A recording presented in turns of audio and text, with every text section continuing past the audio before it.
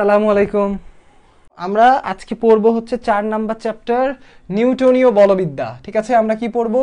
নিউটনীয় বলবিদ্যা পড়ব আমরা। মানে সোজা কথায় আমরা বল নিয়ে পড়ব। ঠিক আছে, মেন কথা হচ্ছে আমরা বল নিয়ে পড়ব। বল খুবই সোজা একটা জিনিস। ঠিক আছে, কিন্তু তোমরা এই অধ্যায়টাকে সবচেয়ে বেশি ভয় পাও, আমি যেটা দেখেছি। তো ভয় পাওয়া যাবে না, ভয় পাওয়ার কোনো কারণ নাই, তাড়াতাড়ি জয়েন হয়ে যাও। তোমরা আমার লেখাটা ঠিকভাবে দেখতে পাচ্ছ নাকি যদিও ক্লিয়ার বলেছো, আমি একটু টেস্ট করব। ঠিক আছে, এটা সবসময় আমি টেস্ট করি। তোমরা আমি বোর্ডে এখন যে কথাটা লিখবো, কথাটা ঠিক করে লিখবা। ঠিক আছে, যে আমি যা লিখেছি তোমরা দেখতে পাচ্ছ কিনা।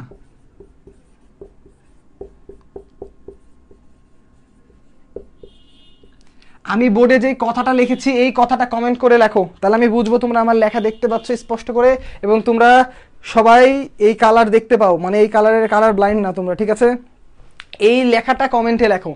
আমি বোর্ডে যে লেখাটা এখানে লিখেছি, কি লিখেছি বলবো না, কি কালে দিয়ে লিখেছি তাও বলবো না, এই লেখাটা তাড়াতাড়ি কমেন্টে লেখো কি লিখেছি। কই, কেউ তো লেখনি দেখছি। তাড়াতাড়ি এই লেখাটা কি লিখেছি একটু কমেন্টে তোমরা লিখে দ্রুত জানাও।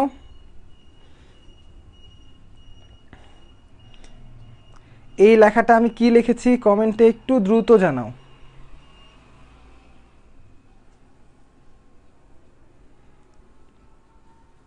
এই রেড কালার তো ঠিক আছে, এই লেখাটা কি লেখা এটা জানাও। ঠিক আছে, এই লেখাটা কি লেখা? হ্যাঁ হ্যাঁ, angular momentum, angular momentum, angular momentum. তার মানে তোমরা আশা করছি যে তোমরা লেখাটা দেখতে পাচ্ছ। ঠিক আছে, তোমরা আশা করছি লেখাটা দেখতে পাচ্ছ, এটা জেনে আমার ভালো লাগছে। তাহলে আমরা ক্লাস শুরু করে দিই। তাহলে আমরা ক্লাসটা শুরু করে দিই। ঠিক আছে,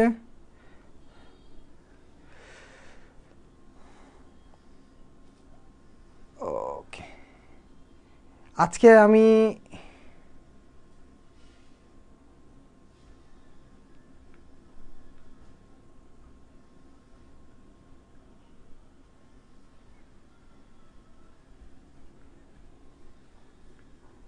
কি হলো,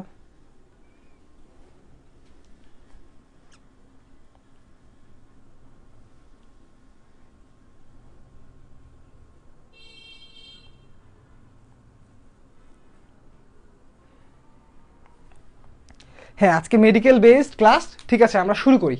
তোমরা মোটামুটি অনেকে জয়েন হয়ে গেছো, আমরা তাহলে ক্লাসটা শুরু করি। আজকে আমরা পড়বো নিউটনিয়ান বলবিদ্যা, খুবই সহজ জিনিস, আমরা শুরু করে ফেলি। ওকে, তো আজকের ক্লাসটা হচ্ছে সায়েন্স আড্ডার প্রি মেডিকেল যে ব্যাচটা, সেই ব্যাচের পেইড কোর্স। তো পেইড কোর্সের ক্লাসটা আজকে একটা সাইম এটা পাবলিক করে দিয়েছে তোমাদের সবার উপকারের জন্য। ঠিক আছে, তোমরা অনেকে আমার ভেক্টর ক্লাস করে পরবর্তীতে ক্লাস করতে চেয়েছিলা, তো তোমাদের আগ্রহের জন্য আমি আবার আসলাম। তো তোমাদের পার্টিসিপেশন এখনো তেমন একটা বেশি দেখতে পাচ্ছি না। যদি এরকম পার্টিসিপেশন থাকে তাহলে তো বেশি পড়াতে পারবো না। যদি পার্টিসিপেশন বেশি থাকে তাহলে আমি অবশ্যই এই ক্লাসটা পুরাটা, এই চ্যাপ্টার আজকেই পুরাটা শেষ করে দেবো, কোনো ব্যাপার না, মেডিকেলের জন্য। ঠিক আছে, যা লাগবে আমি পুরাটাই শেষ করে দেবো। বিষয়টা হচ্ছে তোমাদের পার্টিসিপেশনটাই আসল। তাহলে আমরা শুরু করি। নিউটনিয়ান বলবিদ্যা, তার মানে এই অধ্যায়ে আমাদের শুরুর জিনিসটাই হচ্ছে ফোর্স। তাহলে আমরা কি দিয়ে শুরু করব? আমরা শুরু করব ফোর্স দিয়ে। তাহলে প্রথম কথা হচ্ছে আমরা ফোর্স কি এটা জানবো, খুব সোজা কথা। তোমরা বাচ্চাকাল থেকে শুনে আসছো নিউটন কয়টা সূত্র দিছে? 3টা সূত্র। কয়টা সূত্র? 3টা। প্রথম সূত্র, দ্বিতীয় সূত্র, তৃতীয় সূত্র। তো আমরা এই 3টা সূত্র দিয়ে আমাদের আলোচনা শুরু করব, এবং এই 3টা সূত্র থেকে তোমাদের অনেক প্রশ্ন করব, এবং কনসেপ্ট ক্লিয়ার করতে করতে আমরা বার হয়ে চলে আসবো। দেখো, তাহলে বল সম্পর্কে যে 3টা সূত্র আছে ভালো করে খেয়াল করো। তার 1 নাম্বার সূত্রটা আমি আমার কোলে বলি। ঠিক আছে, আমি লিখব, সঠিক নাকি ভুল এইটুকুটা তোমাদের কাছ থেকে জানতে চাইবো। ঠিক আছে, দেখো, কোনো বল ক্রিয়া না করলে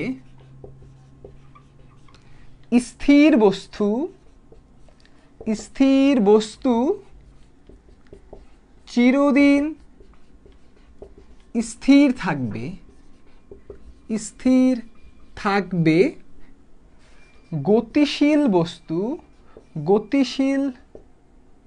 বস্তু সুষম বেগে চলতে থাকবে। আমি এটা নিউটনের ফার্স্ট ল লিখেছি, তোমরা আমাকে কমেন্ট করে জানাও আমি যেটা লিখেছি এটা ঠিক নাকি ভুল। Law, first law, A number option correct, B number option incorrect. ঠিক আছে, আমার পড়ানোর স্টাইলটা একটু ডিফারেন্ট, আমি জানি যে তোমরা এই জায়গাগুলোতে ভুল করো, আমি ডাইরেক্ট সেই জায়গাতেই তোমাদেরকে কোশ্চেন করবো। ঠিক আছে, তোমরা আমাকে জানাও যে এই কোশ্চেনটা আমি যেটা লিখলাম নিউটনের প্রথম সূত্রটা বোর্ডে, কোনো বল ক্রিয়া না করলে স্থির বস্তু চিরদিন স্থির থাকবে, গতিশীল বস্তু সুষম বেগে চলতে থাকবে, এই কথাটা ঠিক নাকি ভুল, কারেক্ট নাকি ইনকারেক্ট? তাড়াতাড়ি কমেন্ট করে জানাও ভাইয়ারা যে এটা কারেক্ট নাকি ইনকারেক্ট। দেখো বাচ্চাকাল থেকে তোমরা মনে হয় ক্লাস 8 থেকে এই জিনিসটা পড়ো, ঠিক আছে, তাও যদি না পারো তাহলে তো অনেক কষ্টের বিষয়। আচ্ছা যাক, 99 আসছে মনে হচ্ছে, তাহলে আমি একটু উত্তরগুলো দেখি। দুর্জয়, দুর্জয় বলেছো এ, শামিয়া বলছো এ, রাইট রাইট রাইট, সবাই রাইট। তানভীর আহমেদ বলেছো বি, আর কেউ বি? ইনকারেক্ট কেউ বলতেছো না, সবাই এ। কারেক্ট নয়, বাহ্যিক কথার উল্লেখ নাই, ফ্যান্টাস্টিক। তাহলে একজন, এতগুলা উত্তরের মধ্যে 2 জনের উত্তর আমি ঠিক পাইলাম এখন পর্যন্ত। না রাহাত, এটা কারেক্ট না। তো এটার উত্তর হচ্ছে এই সূত্র, এটা ইনকারেক্ট। তাহলে মজার বিষয় দেখো, পরীক্ষায় কিন্তু তোমাদের মেডিকেলে জীবনেও বলবে না নিউটনের প্রথম সূত্রটা লেখো, আসতেই পারে এই সূত্রটা সঠিক নাকি ভুল, এটা আসতেই পারে। তো তোমরা এটাই আইডেন্টিফাই করতে পারলা না যে এই জিনিসটা নিউটনের প্রথম সূত্র না। ভালো করে খেয়াল করো, তাহলে কোনো বল ক্রিয়া না করলে স্থির বস্তু চিরদিন স্থির থাকবে, গতিশীল বস্তু সুষম বেগে চলতে থাকবে, সূত্রটা ভুল, এটা নিউটনের প্রথম সূত্র না। নিউটনের প্রথম সূত্র হচ্ছে, ভালো করে খেয়াল করো, আমি একটা একটা করে কারেকশন করব, দেখি তোমাদের কার কার কনসেপ্ট কতখানি ক্লিয়ার সেটা আমি বাইর করব। এই সূত্রটা ভুল, এটাকে ঠিক করতে গেলে প্রথম যেই কাজটা করা লাগবে, নিউটন কোনোদিন বলে নাই কোনো বল ক্রিয়া না করলে বস্তু স্থির থাকবে, গতিশীল থাকবে, কোনোদিনই বলে নাই। নিউটন খুব ভালো করে বলছে বাহ্যিক কোনো বল কাজ না করলে স্থির বস্তু চিরদিন স্থির থাকবে। বাহ্যিক কথাটা ভেরি ভেরি ইম্পর্টেন্ট, তোমাদের অ্যাসাইনমেন্ট ছিল সেকেন্ড 22 ব্যাচের যে অ্যাসাইনমেন্ট ছিল, এই এক বাহ্যিক কথাটার জন্য পুরো খেলাই উল্টে গেছে। বাহ্যিক কথাটা ভেরি ভেরি ইম্পর্টেন্ট। সুতরাং এই জায়গাটায় কি হবে, বাহ্যিক কোনো বল, বাহ্যিক বল ক্রিয়া না করলে স্থির বস্তু চিরদিন স্থির থাকবে, গতিশীল বস্তু সুষম বেগে চলতে থাকবে। এখন তোমরা আমাকে বলো, এইবার যেটা লিখেছি এইটা ঠিক নাকি ভুল, এবার ঠিক কিনা ভুল, এবার কমেন্ট করো, এবার তাড়াতাড়ি কমেন্ট করো। এবার আমি যেটা লিখলাম এটা ঠিক নাকি ভুল, এবার আমাকে বলো এটা ঠিক নাকি ভুল। কি বললাম, কি করলাম, বাহ্যিক কোনো বল যদি কাজ ক্রিয়া না করে তাহলে স্থির বস্তু চিরদিন স্থির থাকবে, গতিশীল বস্তু সুষম বেগে চলতে থাকবে। এবার ঠিক নাকি ভুল, তাড়াতাড়ি কমেন্ট করো, আমি দেখি এবার ঠিক না ভুল। আগেরটা তো তোমরা পারলা না, মোস্ট অফ দ্য স্টুডেন্টস, আগেরটা কিন্তু ভুল ছিল। এবার আরেকটা কারেকশন করলাম, এবার দেখো এটা ঠিক নাকি ভুল। কোনো বাহ্যিক বল ক্রিয়া না করলে স্থির বস্তু চিরদিন স্থির থাকবে, গতিশীল বস্তু সুষম বেগে চলতে থাকবে, এটা ঠিক নাকি ভুল, তাড়াতাড়ি আমাকে কমেন্টে জানাও। রিয়াদ হোসেন বলছো কারেক্ট, ইনকারেক্ট, মোটামুটি সঠিক, এটা আবার কেমন কথা, ইনকারেক্ট, এটাও ঠিক না, ইনকারেক্ট। ঠিক আছে, তো বিষয়টা হচ্ছে এটাও ইনকারেক্ট, এটাও ঠিক না। এবার কি করতে হবে দেখো, এটাকে ঠিক করতে গেলে গতিশীল বস্তু, দেখো ভালো করে ইম্পর্টেন্ট, এই জায়গাটাই ভুল, এই বেগটা হবে না, এইখানে হবে দ্রুতি, সুষম দ্রুতিতে চলতে থাকবে, ভেরি ইম্পর্টেন্ট, তাহলেই ঠিক হয়ে যাবে। সেটা যদি বৃত্তাকার পথে না চলে সেটা তাহলে সমকৌণিক বেগে ঘুরবে, এরকম করে ঘুরবে, কোনো প্রবলেম নাই, কিন্তু ঘুরবে, কোনো সমস্যা নাই, সেটা সুষম দ্রুতিতে চলবে। তাহলে দেখো এবার তোমরা ক্লিয়ার হলা কি না। ঠিক আছে, তাহলে কোনো বাহ্যিক বল ক্রিয়া না করলে স্থির বস্তু চিরদিন স্থির থাকবে, গতিশীল বস্তু সুষম দ্রুতিতে চলতে থাকবে।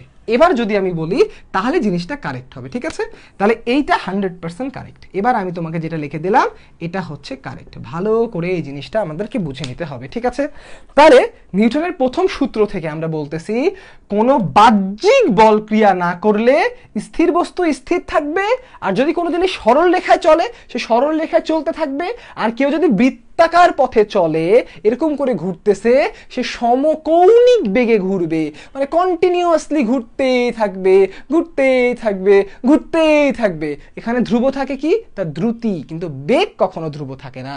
তাহলে আশা করা যায় প্রথম সূত্রটা আমি তোমাদেরকে ক্লিয়ার করতে পারলাম। ওকে, এখন কিন্তু আমি যদি বেগ জাস্ট দ্রুতি বলে দেই তাহলে কিন্তু আর কোনো সমস্যা থাকে না। ক্লিয়ার? ওকে, তাহলে আমি এখন তোমাদেরকে এই জায়গায় দেখো, আমরা যে দুইটা জায়গায় ক্লিয়ার কাট করেছি, এই বল, এই দ্রুতি আর বেগ তোমরা জানো, এটা 3 নম্বর অধ্যায়ে পড়ার কথা। আমরা এই বলটাকে নিয়ে এখন আলোচনা করব, ঠিক আছে? That is very important. তাহলে ফার্স্ট ল থেকে তোমাদের মেডিকেলে কোশ্চেন আসে যে নিউটনের প্রথম সূত্র থেকে আমরা কি পাই। আমরা নিউটনের প্রথম সূত্র থেকে যদি আমরা এক বাক্যে বলতে চাই আমরা কি পাই, ভালো করে খেয়াল করো। তাহলে আমরা কি বলবো, যদি নিউটনের প্রথম সূত্র থেকে, ভালো করে খেয়াল করো, আমরা ফার্স্ট ল থেকে পাই সামেশন এফ। এটা লিখলে আবার ভুল হয়ে যাবে, এখানে ই এক্স ছোট্ট করে এটা লিখতে হবে। মানে বাহ্যিক কোনো বল যদি না থাকে তাহলে যে কোনো বস্তুর কি হবে, প্রথম বেগের মান মানে দ্রুতি, মানে ভি, এটাকে আমরা দ্রুতি দিয়ে বলবো, ঠিক আছে? তাই আমরা স্পিড লিখব। স্পিড আদি বেগ সমান শেষ বেগ হবে, আদি দ্রুতি সমান শেষ দ্রুতি হবে। এইটুকুটা আমরা নিউটনের ফার্স্ট ল থেকে পাই, ঠিক আছে? আমাদের এই জিনিসটা হচ্ছে নিউটনের ফার্স্ট ল এর আউটকাম, ঠিক আছে? এখান থেকে আমাদেরকে প্রথমে যে পার্থক্যটা ভালো করে শিখে নিতে হবে। তাহলে বলটাকে আমরা দুই ভাগে ভাগ করব, ভালো করে খেয়াল করো ভাইয়ারা এবং আপুরা। এই যে বল, এই বলটাকে তাহলে আমরা দুই ভাগে ভাগ করব। একটা হচ্ছে বাহ্যিক বল, আরেকটা হচ্ছে অভ্যন্তরীণ বল। অভ্যন্তরীণ লিখতেই ভালো লাগছে না, তাই আমরা লিখলাম ইন্টারনাল ফোর্স। একটা ফিলিংস আসলো, ঠিক আছে? Internal force. তাহলে একটা এক্সটার্নাল ফোর্স, একটা ইন্টারনাল ফোর্স, ঠিক আছে? বলকে প্রাইমারিলি আমরা এই দুইটা ভাগে ভাগ করতে পারি, ঠিক আছে? ইন্টারনাল ফোর্স এবং এক্সটার্নাল ফোর্স, ঠিক আছে? তাহলে দেখো, এক্সটার্নাল ফোর্স অনেক ধরনের, বলে তুমি শেষ করতে পারবা না। আমরা ইন্টারনাল ফোর্স আসলে কাকে কাকে বলি একটু ভালো করে এই জিনিসটা আমরা খেয়াল করে নিই, ঠিক আছে? দেখো, আমরা ইন্টারনাল ফোর্স মানে অভ্যন্তরীণ বল, এই জিনিসটা বলতে আমরা বুঝি এদেরকে। দেখো, আমরা ইন্টারনাল ফোর্স বলতে বুঝি টেনশনকে, আমরা ইন্টারনাল ফোর্স বলতে বুঝি কম্প্রেশনকে আমরা মোচড় দাও না, মোচড়, কোনো জিনিস যখন মোচড় দাও সেই মোচড়কে আমরা বুঝি। তারপরে ইন্টারনাল ফোর্স বলতে আমরা বুঝি আর কি বলতে পারি আমরা, সহজ কথায় টানলা, কম্প্রেস করলা। হ্যাঁ, এই যে ধরো একটা জিনিসকে যদি বৃত্তাকারে এরকম করে ঘুরাও, এরকম করে ঘুরাইতে পারো না, এরকম করে যখন তুমি বৃত্তাকারে ঘুরাও, এই যে দড়ির টানটা থাকে, এই টানটাও কিন্তু ওয়ান ধরনের ইন্টারনাল ফোর্স। তারপরে হচ্ছে টেনশন দিলাম, কম্প্রেশন দিলাম, ঠিক আছে? মোটামুটি মোচড়, তারপরে এই টাইপের ফোর্সগুলোকে বলছি আমরা ইন্টারনাল ফোর্স। তাহলে এই ইন্টারনাল ফোর্স কিন্তু নিউটনের প্রথম সূত্রের ওই বলের মধ্যে পড়তেছে না। আর বাহ্যিক বল, দেখো বাহ্যিক বল এটা কি? ধরো একটা বস্তু আছে, এই বস্তুটাকে তুমি এখান থেকে 100 নিউটন বল দিলা, তুমি 100 নিউটন বলে ধাক্কা মারলা, এগুলো হচ্ছে বাহ্যিক বল। মানে আমি যেগুলা প্রয়োগ নিজে হাতে করি, এটাকে বলা হয় বাহ্যিক বল, মানে এটা হচ্ছে বাহ্যিক। আর এই টেনশন, কম্প্রেশন, মোচড়, এই জিনিসগুলোকে বলা হয় ইন্টারনাল ফোর্স। তাহলে ভালো করে এই জিনিসটা প্রথমে আমাদেরকে ক্লিয়ার হয়ে নিতে হবে, ঠিক আছে? যে কোনটা ইন্টারনাল ফোর্স, কোনটা নন ইন্টারনাল ফোর্স। ওকে, আচ্ছা, এই যারা তোমরা স্ট্রেট লাইন কথা বলতেছো কোনো সমস্যা নাই, তুমি যদি স্ট্রেট লাইন যুক্ত করো তখন তোমার মানে একটা সরল রেখা বরাবর তো বেগ আর দ্রুতি একই হয়ে যায়, আর কিছুই না। আর স্ট্রেট লাইন যদি না লিখতে চাও তাহলে তোমাকে দ্রুতি কথাটা লিখতে হবে, এটা হচ্ছে ইম্পর্টেন্ট ফ্যাক্ট। ওকে, এবার আমরা তাহলে দেখো আমরা কি বুঝতে চাইলাম, যে বল এটাকে আমরা দুই ভাগে ভাগ করতে পারি, একটা হচ্ছে বাহ্যিক বল আর একটা হচ্ছে অভ্যন্তরীণ বল। নিউটনের সূত্রে আমরা প্রত্যেকটা কথাই বলেছি বাহ্যিক বলকে নিয়ে, ভেরি মাচ ইম্পর্টেন্ট, ঠিক আছে? এই কথাটা মনে রাখো, 1 মিনিট পরে আমি এটা থেকে কোশ্চেন করবো তোমাদেরকে। আচ্ছা, এবার আমরা চলে আসি আরো খুবই ইন্টারেস্টিং জিনিস, খুবই সহজ জিনিস, নিউটনের 2 নাম্বার ল। দেখো, সেকেন্ড ল অফ নিউটন। তাহলে সেকেন্ড ল, এবার আমরা সেকেন্ড ল, তাহলে সেকেন্ড ল আমি আবার লিখবো আর তোমরা বলবা যে ঠিক নাকি ভুল, ঠিক আছে? ভরবেগের পরিবর্তনের হার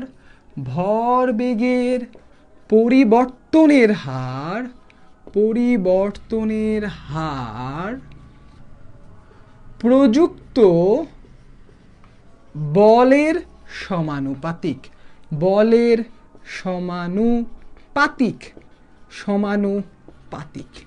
আমি যেটা লিখলাম এখন প্রশ্ন হচ্ছে তোমাদের কাছে, নিউটনের 2 নম্বর ল হিসাবে এটা সঠিক নাকি ভুল? ঠিক আছে, এটা সঠিক নাকি ভুল এটা বলো। এটা কি সঠিক? এটা কি সঠিক? Option A yes, option B no. ভরবেগের পরিবর্তনের হার প্রযুক্ত বলের সমানুপাতিক। এই জিনিসটা নিউটনের 2 নাম্বার ল হিসাবে আমি সঠিক বললাম নাকি ভুল বললাম? তাড়াতাড়ি তোমরা বলো আমাকে, ঠিক আছে? সঠিক নাকি ভুল? ও মা, এরা সবাই ভুল ভুল ভুল ভুল বলতেছে। মুনতাসির ভুল। এটা কেন ভুল বলছো তোমরা আমি এখনো বুঝতে পারছি না। ঠিক আছে, আমি কি প্রথমটা ভুল করাইছি বলে সবগুলাই ভুল করাবো নাকি? এটা তো আমি করাবো না। তাহলে তো তোমরা না বুঝে উত্তর দিয়ে দিবা। আমি একটু চালাক আছি, সমস্যা নাই, এমনি বইটা পড়ি না তো, তাই না? এটা অবশ্যই সঠিক। ঠিক আছে, তোমরা অনেকে এটার ভুল উত্তর দিয়েছো। এটা কিন্তু সঠিক। আমি 2 নম্বর লটা কারেক্টলি লিখেছি, কোনো সমস্যা করি নাই, ইচ্ছা করে ঠিকভাবে লিখেছি। ভরবেগের পরিবর্তনের হার প্রযুক্ত বলের সমানুপাতিক, কোনো সমস্যা নাই, একবারে সমানুপাতিক, মানে মূল বিন্দুগামী সরল রেখা হবে। ভালো করে এই জিনিসটা বুঝে নাও, ঠিক আছে? সমানুপাতিক মানে হচ্ছে মূল বিন্দুগামী স্ট্রেট সরল রেখা হবে, কোনো সমস্যা নাই। তাহলে এটা 2 নম্বর ল হিসেবে একবারে পারফেক্ট আছে, কোনো সমস্যা নাই।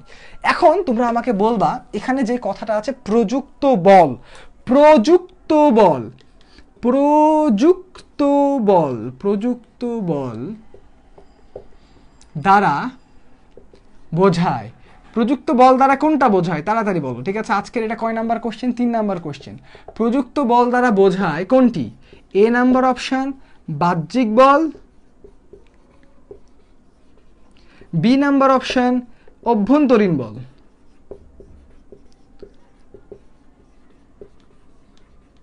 বাহ্যিক বল নাকি অভ্যন্তরীণ বল?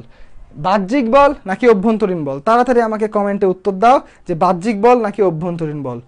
আচ্ছা, তোমরা অনেকেই উত্তর দিয়ে ফেলেছো, এটা দেখে ভালো লাগলো আমার, ফ্যান্টাস্টিক। এটা আবার আই থিঙ্কের কিছু নাই, এটা অবশ্যই প্রযুক্ত বল মানে বোঝায় হচ্ছে বাহ্যিক বল।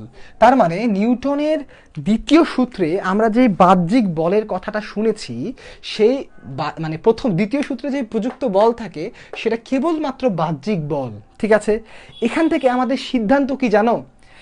যত ধরনের ভরবেগ পরিবর্তন সংক্রান্ত ঘটনা আছে এগুলো কখনো অভ্যন্তরীণ বলগুলা ঘটাতে পারে না। এই ঘটনাগুলো ঘটায় হচ্ছে বাহ্যিক বল। এই জিনিসটা আমাদেরকে মাথায় রাখতে হবে। ওকে, তাহলে আমরা নিউটনের 3 নাম্বার সূত্রে চলে যাই। ঠিক আছে, 2 নাম্বার সূত্রের জায়গাটা আমরা ক্লিয়ার করলাম।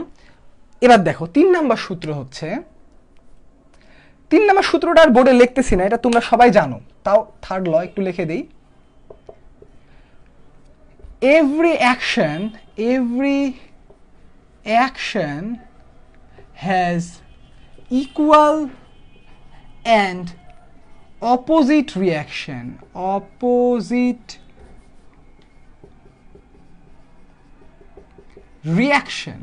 প্রত্যেক ক্রিয়ার সমান এবং বিপরীত প্রতিক্রিয়া আছে, এটা তোমরা সবাই জানো, আমার কোনো সমস্যা নাই। এখান থেকে যে কোশ্চেনটা, এবং খুবই গুরুত্বপূর্ণ, ভেরি ভেরি গুরুত্বপূর্ণ একটা কোশ্চেন, পরীক্ষায় আসলো বলে ভেরি ভেরি ইম্পর্টেন্ট, আমি আবার রিপিট করতেছি, ভেরি ভেরি ইম্পর্টেন্ট। আগের ক্লাসে করাইছিলাম নাকি মনে নাই। ক্রিয়া এবং প্রতিক্রিয়া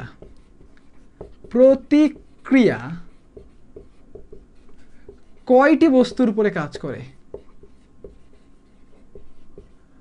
বস্তুর ওপর কাজ করে।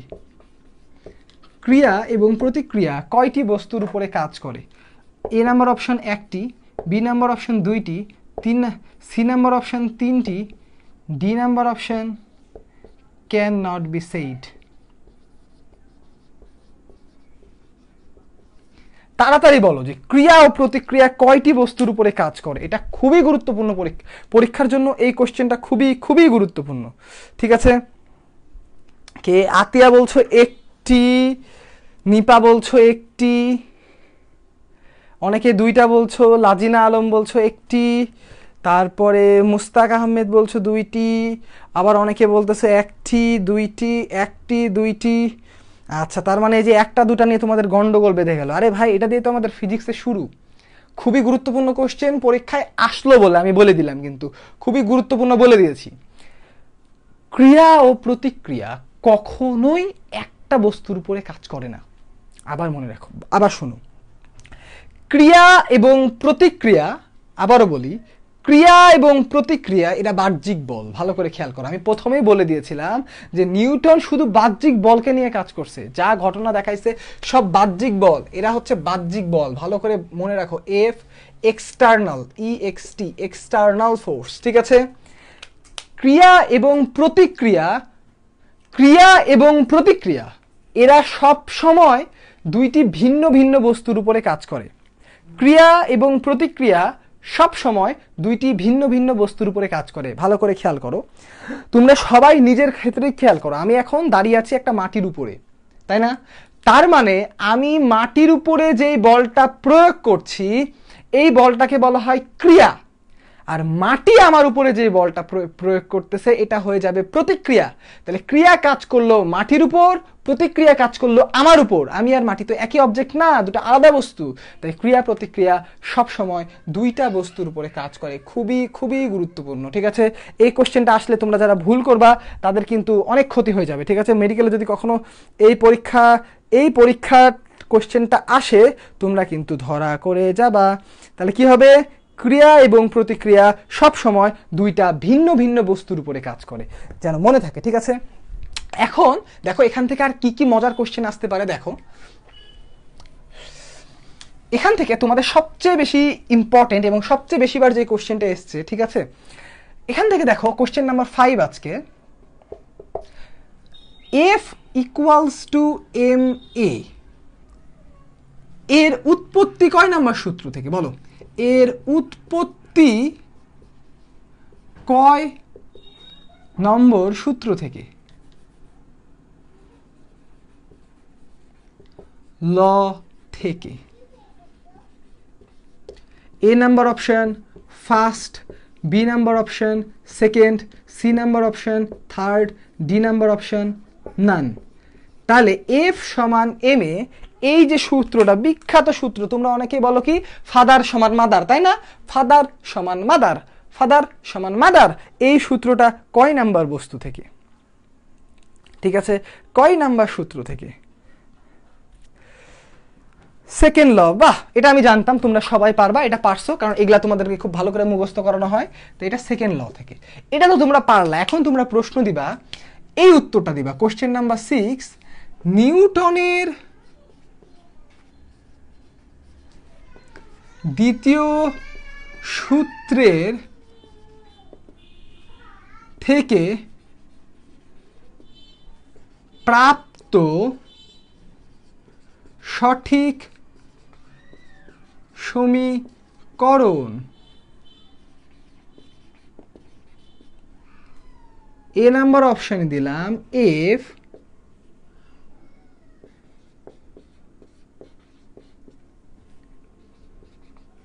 বি নাম্বার অপশনে দিলাম এফ সমান এম এ, সি নাম্বার অপশনে দিলাম এফ এক্স সমান এম এ, ডি নাম্বার অপশনে দিলাম এ প্লাস সি। তাড়াতাড়ি উত্তর দাও, নিউটনের দ্বিতীয় সূত্র থেকে আমাদের প্রাপ্ত ইকুয়েশন কোনটা সঠিক কোনটা ভুল? তাড়াতাড়ি উত্তর দাও। নিউটনের 2 নাম্বার সূত্র থেকে, নিউটনের 2 নাম্বার সূত্র থেকে প্রাপ্ত সঠিক সমীকরণ কোনটা? F external equals to dp by dt, F সমান এম এ, মানে তোমাদের সেই ফাদার সমান মাদার, এফ এক্সটার্নাল সমান এম এ, নিচের অপশনে দিয়েছি এ প্লাস সি। ঠিক আছে, কোনটা সঠিক উত্তর? ঠিক আছে, দেখি তোমরা উত্তর দাও। অনেকেই বলছো এ, অনেকেই বলছো ডি, ডি ডি, এ প্লাস সি, এ প্লাস সি। যাক, তাহলে আশা করা যায় তোমরা সবাই এখন ধীরে ধীরে সঠিক উত্তর দিতে শিখছো।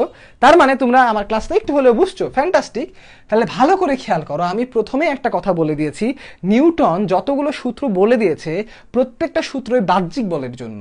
তার মানে এই এফ যদি ভরবেগের পরিবর্তন হয়, এটাও এফ এক্সটার্নাল। আমরা যদি এফ সমান এম এ বলি, এই এফটাও বাহ্যিক বল, এটাও হচ্ছে এফ সমান এম এ। ভালো করে এই জিনিসটা মনে রাখতে হবে। তাহলে এর উত্তর হচ্ছে এ প্লাস সি। ঠিক আছে, এটা যেন মনে থাকে। ঠিক আছে, এফ সমান এম এ, এই এম এও কিন্তু ভুল হয়ে যাবে যদি আমরা এই এফ এর পরিচয় না জানি। ঠিক আছে, ভালো করে বোঝো। এই এফ এর পরিচয় না জানলে এই কনসেপ্টটা ভুল হয়ে যাবে। তাহলে এই টপিক্সের উপরে আমাদের লাস্ট এবং ভেরি ভেরি ইম্পর্টেন্ট কোশ্চেন, দেখি কে সবার আগে উত্তর দিতে পারে। কোশ্চেন করে করে আমি তোমাদের কনফিউশনটা ক্লিয়ার করি, এটা আমার একটা স্টাইল। ঠিক আছে,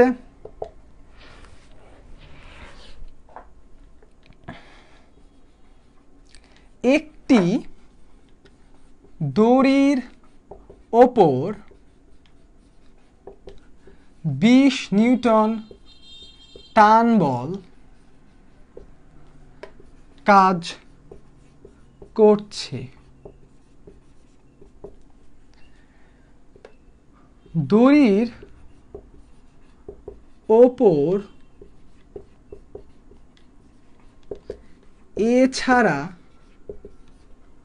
কোনো বল কাজ না করলে দড়িটির ত্বরণ কত? এ নাম্বার অপশন, দড়িটার ভর দিতে হবে, তো ভর 2 kg. A number option 10 metre per second square, B number option 20 metre per second square, C number option 0, D number option কি দেব 5 মিটার পার সেকেন্ড স্কোয়ার। তাড়াতাড়ি দাগাও যে এই কোশ্চেনটার উত্তর কি হবে। ঠিক আছে, এগুলা করতে কোনো ধরনের ক্যালকুলেটর লাগে না, কিছুই লাগে না, একবারে বেসিক কোশ্চেন। এবং এই এফ সমান এম এ থেকেই মেডিকেলে সবচেয়ে বেশি প্রশ্ন আসে এই অধ্যায় থেকে। ঠিক আছে, এই অধ্যায়ের মেডিকেলে সবচেয়ে বেশি কোশ্চেন সবসময় এফ সমান এম এ থেকেই আসে। ঠিক আছে, তাহলে তোমরা উত্তর কি দিচ্ছ? শাহরিয়ার ইসলাম শোভন কি দিয়েছ? এ মানে 10 মিটার পার সেকেন্ড স্কোয়ার। তারপরে অনেকে দিয়েছ সি, তারপরে এ, আবার ডি, দেখি আর কিছু। তাহলে এই সূত্রটা কিন্তু এফ সমান এম এ থেকে, অনেকে সি সি সি, তারপরে অনেকে বলছো এ। দেখি এটা আরেকটু দেখি, এটা খুবই গুরুত্বপূর্ণ একটা কোশ্চেন।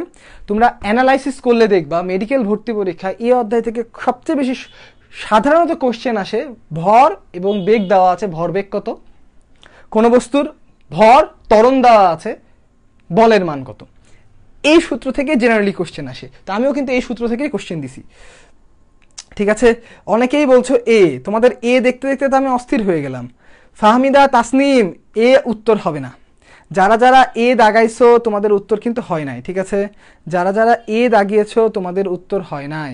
আমি আবারও বলে দিচ্ছি, যারা যারা এ দাগিয়েছো তোমাদের উত্তর হয় নাই।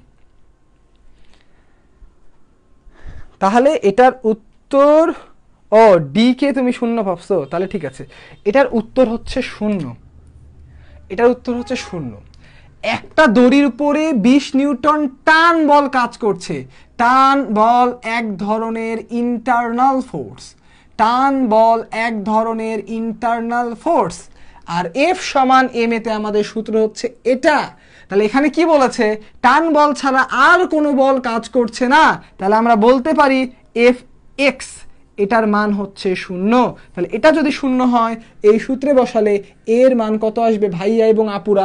অবশ্যই 0। তার মানে কোনো বস্তুর উপরে যদি শুধু টান বল কাজ করে, তার মানে টান বলকে টান টান করে রেখেছে, ওর কোনো ত্বরণ নাই, তাই ওর ত্বরণটা হবে 0। ফিল করলে বিষয়টা এরকম, ধরো তোমাকে তোমার দুইজন বান্ধবী দুই দিক থেকে টেনে রেখেছে, ভালো করে বোঝো, দুই দিক থেকে দুইজনই 10 নিউটন বলে তোমাকে টেনে রেখেছে। এটার মানে টানের ফিলিংসটা তোমাকে নিতে হবে। ধরো এটা তুমি বান্ধবী বন্ধু দুজনই হতে পারে, ঠিক আছে? তো ধরো তোমাকে কেউ এদিক থেকে টানতেছে 10 নিউটন বলে, এদিক থেকেও টানতেছে 10 নিউটন বলে, তুমি যাবা কোন দিকে? তুমি কোথাও যাইতে পারবা না। এইখানে টানের মান হচ্ছে 10 নিউটন, কারণ এখানেও তোমাকে 10 নিউটন বলে টানতেছে, এখানেও 10 নিউটন বলে টানতেছে। এর মান হচ্ছে, এই দড়িটার উপরে টানের মান হচ্ছে 10 নিউটন, কিন্তু এখানে এফ এক্সটার্নালের মান হচ্ছে 0, তাই কোনো ধরনের ত্বরণ হবে না। তাহলে এই উত্তরটার আশা করা যায় তোমাদের উত্তরটা ক্লিয়ার হয়েছে। ঠিক আছে, তাহলে ভরের মান আমার ইচ্ছা হয়েছে আমি দিতেই পারি, ঠিক আছে? এরকম অ্যাম্বিগুয়াস ডাটা থাকে কোশ্চেনে, এটা নিয়ে তোমার চিন্তিত হওয়ার কোনো কারণই নাই। তাহলে আশা করছি আমরা নিউটনের 3টা সূত্র তোমাদেরকে ভালো করে বুঝাইতে পারলাম। আমি একটু সাম আপ করে দিই নিউটনের 3টা সূত্র নিয়ে, ভালো করে খেয়াল করো। তাহলে নিউটনের প্রথম সূত্রটাতে আমরা বলবো, বাহ্যিক বল যদি প্রয়োগ না হয়, তাহলে বস্তু যেটা স্থির আছে, আমি যদি স্থির থাকি এরকম স্থির থেকে যাব। আমি যদি একটা সরল রেখায় চলি তাহলে আমি একটা সরল রেখায় ওই বেগেই চলতে থাকবো, ভালো করে খেয়াল করো।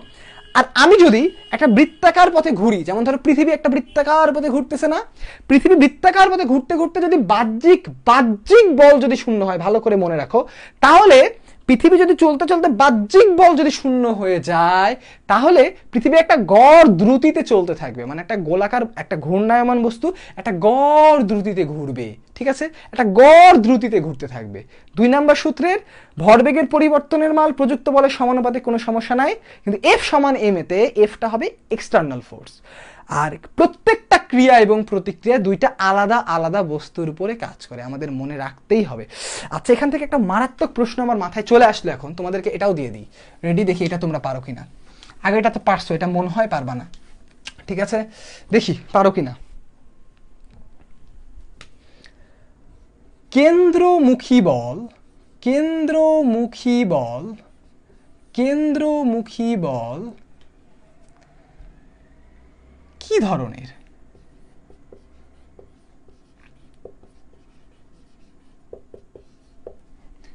এ নাম্বার অপশন বাহ্যিক, বি নাম্বার অপশন অভ্যন্তরীণ। দেখি এটা কয়জন পারো তোমরা। কেন্দ্রমুখী বল কি ধরনের? তোমরা অনেকেই এই নামটা শুনেছো, কেন্দ্রমুখী বল। এই বলটা বাহ্যিক বল নাকি অভ্যন্তরীণ বল বলি? এই কোশ্চেনটা একটু টাফ হয়ে গেছে তোমাদের জন্য, আমি বুঝতে পারছি। দেখি তোমরা পারো কিনা। ঠিক আছে, কেন্দ্রমুখী বল এই জিনিসটা বাহ্যিক বল নাকি অভ্যন্তরীণ বল? ঠিক আছে, কেন্দ্রমুখী বল বাহ্যিক বল নাকি অভ্যন্তরীণ বল? ওরে মা, এরা পারলো কি করে? অনেকেই যে পাচ্ছে। তাহলে নওশিন জাহান, নাবিরা তোমারটাও ঠিক আছে, ইশরাত জাহান তোমারটাও ঠিক আছে। আর কমেন্ট আসে না কেন আমার কাছে? কি ব্যাপার, ফেসবুক কি আমার সাথে 2 নাম্বারই করছে? আমার কাছে কেন কমেন্ট আসছে না? আর কই, আর কই? B B B B B B B oh fantastic. তার মানে তোমরা বুঝে গেছো কেন্দ্রমুখী বল, এই বলটা কি করে ভালো করে খেয়াল করবো। ওই অঙ্কের টাইমে এই বলটার সাথে টেনশনের একটা সম্পর্ক থাকে। কেন্দ্রমুখী বল এই যে এই জিনিসটা, এটা ওয়ান টাইপ অফ অভ্যন্তরীণ বল, ঠিক আছে, এটা মনে রেখো, ঠিক আছে, এটা ওয়ান টাইপ অফ অভ্যন্তরীণ বল।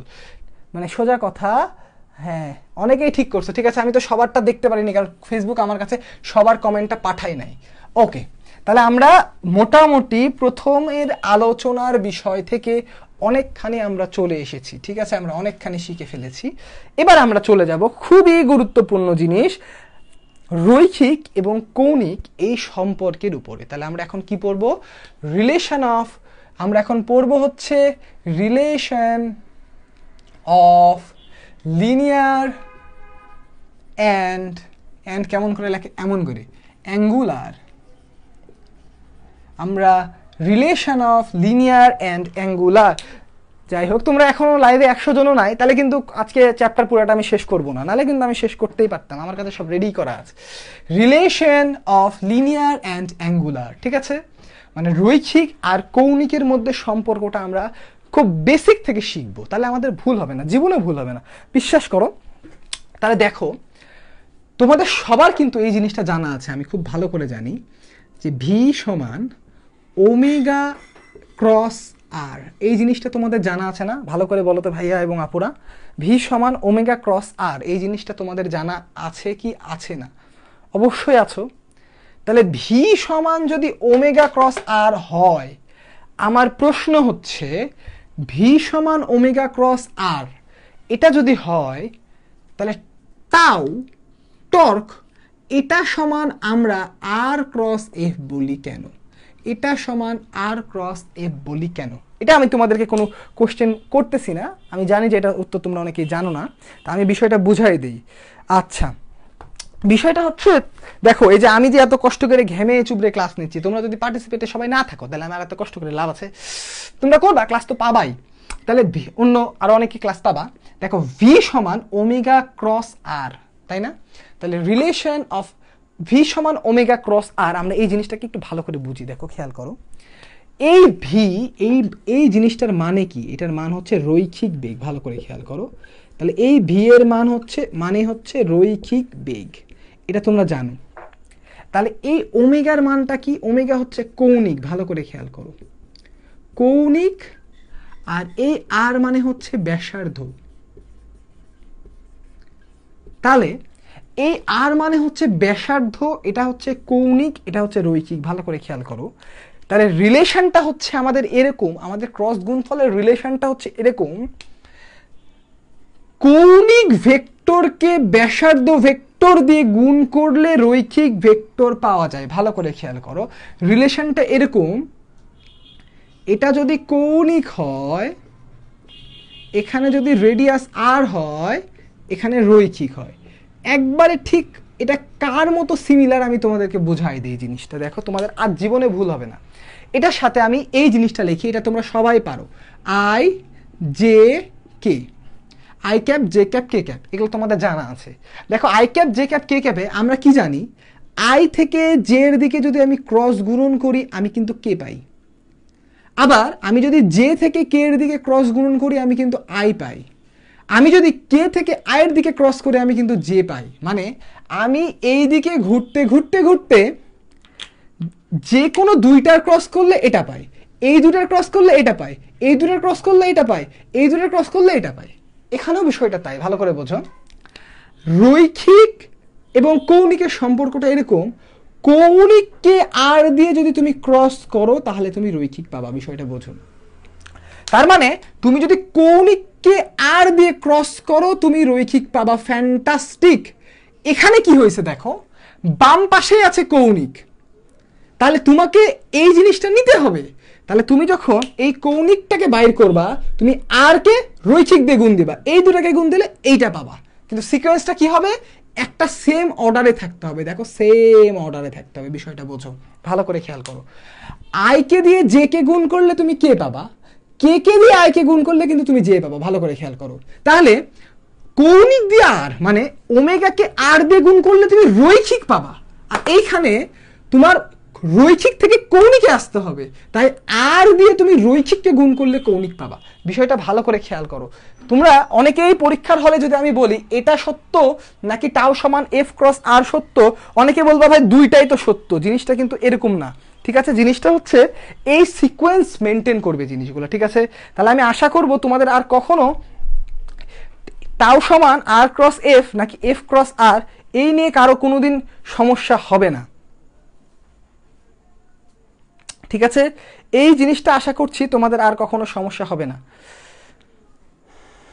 আবার বলবো, ঠিক আছে নাও আবার বলি, তোমাদের অনেকের যেহেতু প্রশ্ন থেকে গেছে, আগে মনে হয় শুনোনি এই জিনিসটা। দেখো বিষয়টা হচ্ছে এরকম, আমি যখন এই ভি বাইর করতেছি ওমেগা ক্রস আর করে, আমি আসলে করছি কি খেয়াল করো, আমি তখন যেটা করতেছি আমি একটা কৌণিক বেগকে ব্যাসার্ধ ভেক্টর দিয়ে গুণ করে আমি রৈখিক বেগ বানাচ্ছি। ভালো করে বোঝো, ক্রস গুণফলের রিলেশনটা কিন্তু ঠিক এই সিকোয়েন্সে হয়। মানে তুমি যদি কৌণিককে ব্যাসার্ধ ভেক্টর দিয়ে গুণ করো তাহলে রৈখিক হবে, এই জিনিসটাকে তুমি এই সিকোয়েন্স বানিয়ে দাও, ভালো করে বোঝো।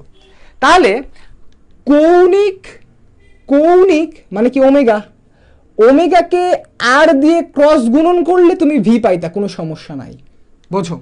তাহলে তুমি যদি ওমেগাকে আর দিয়ে ক্রস করে ভি পাও, আমি যদি তোমাকে ভি দিয়ে দিই, মানে আমি যদি তোমাকে রৈখিক টাইপের একটা জিনিস দিয়ে কৌণিক বাইর করতে বলি, মানে তোমাকে রৈখিক দিয়ে দিয়েছি কৌণিকটা বাইর করতে হবে, তোমাকে এই দিক থেকে যাইতে হবে, মানে আর দিয়ে রৈখিকটাকে গুণ করলে তুমি কৌণিক জিনিসটাকে পেয়ে যাবা। সিকোয়েন্স হচ্ছে এইটা, এই জিনিসটা তোমাকে বুঝতে হবে।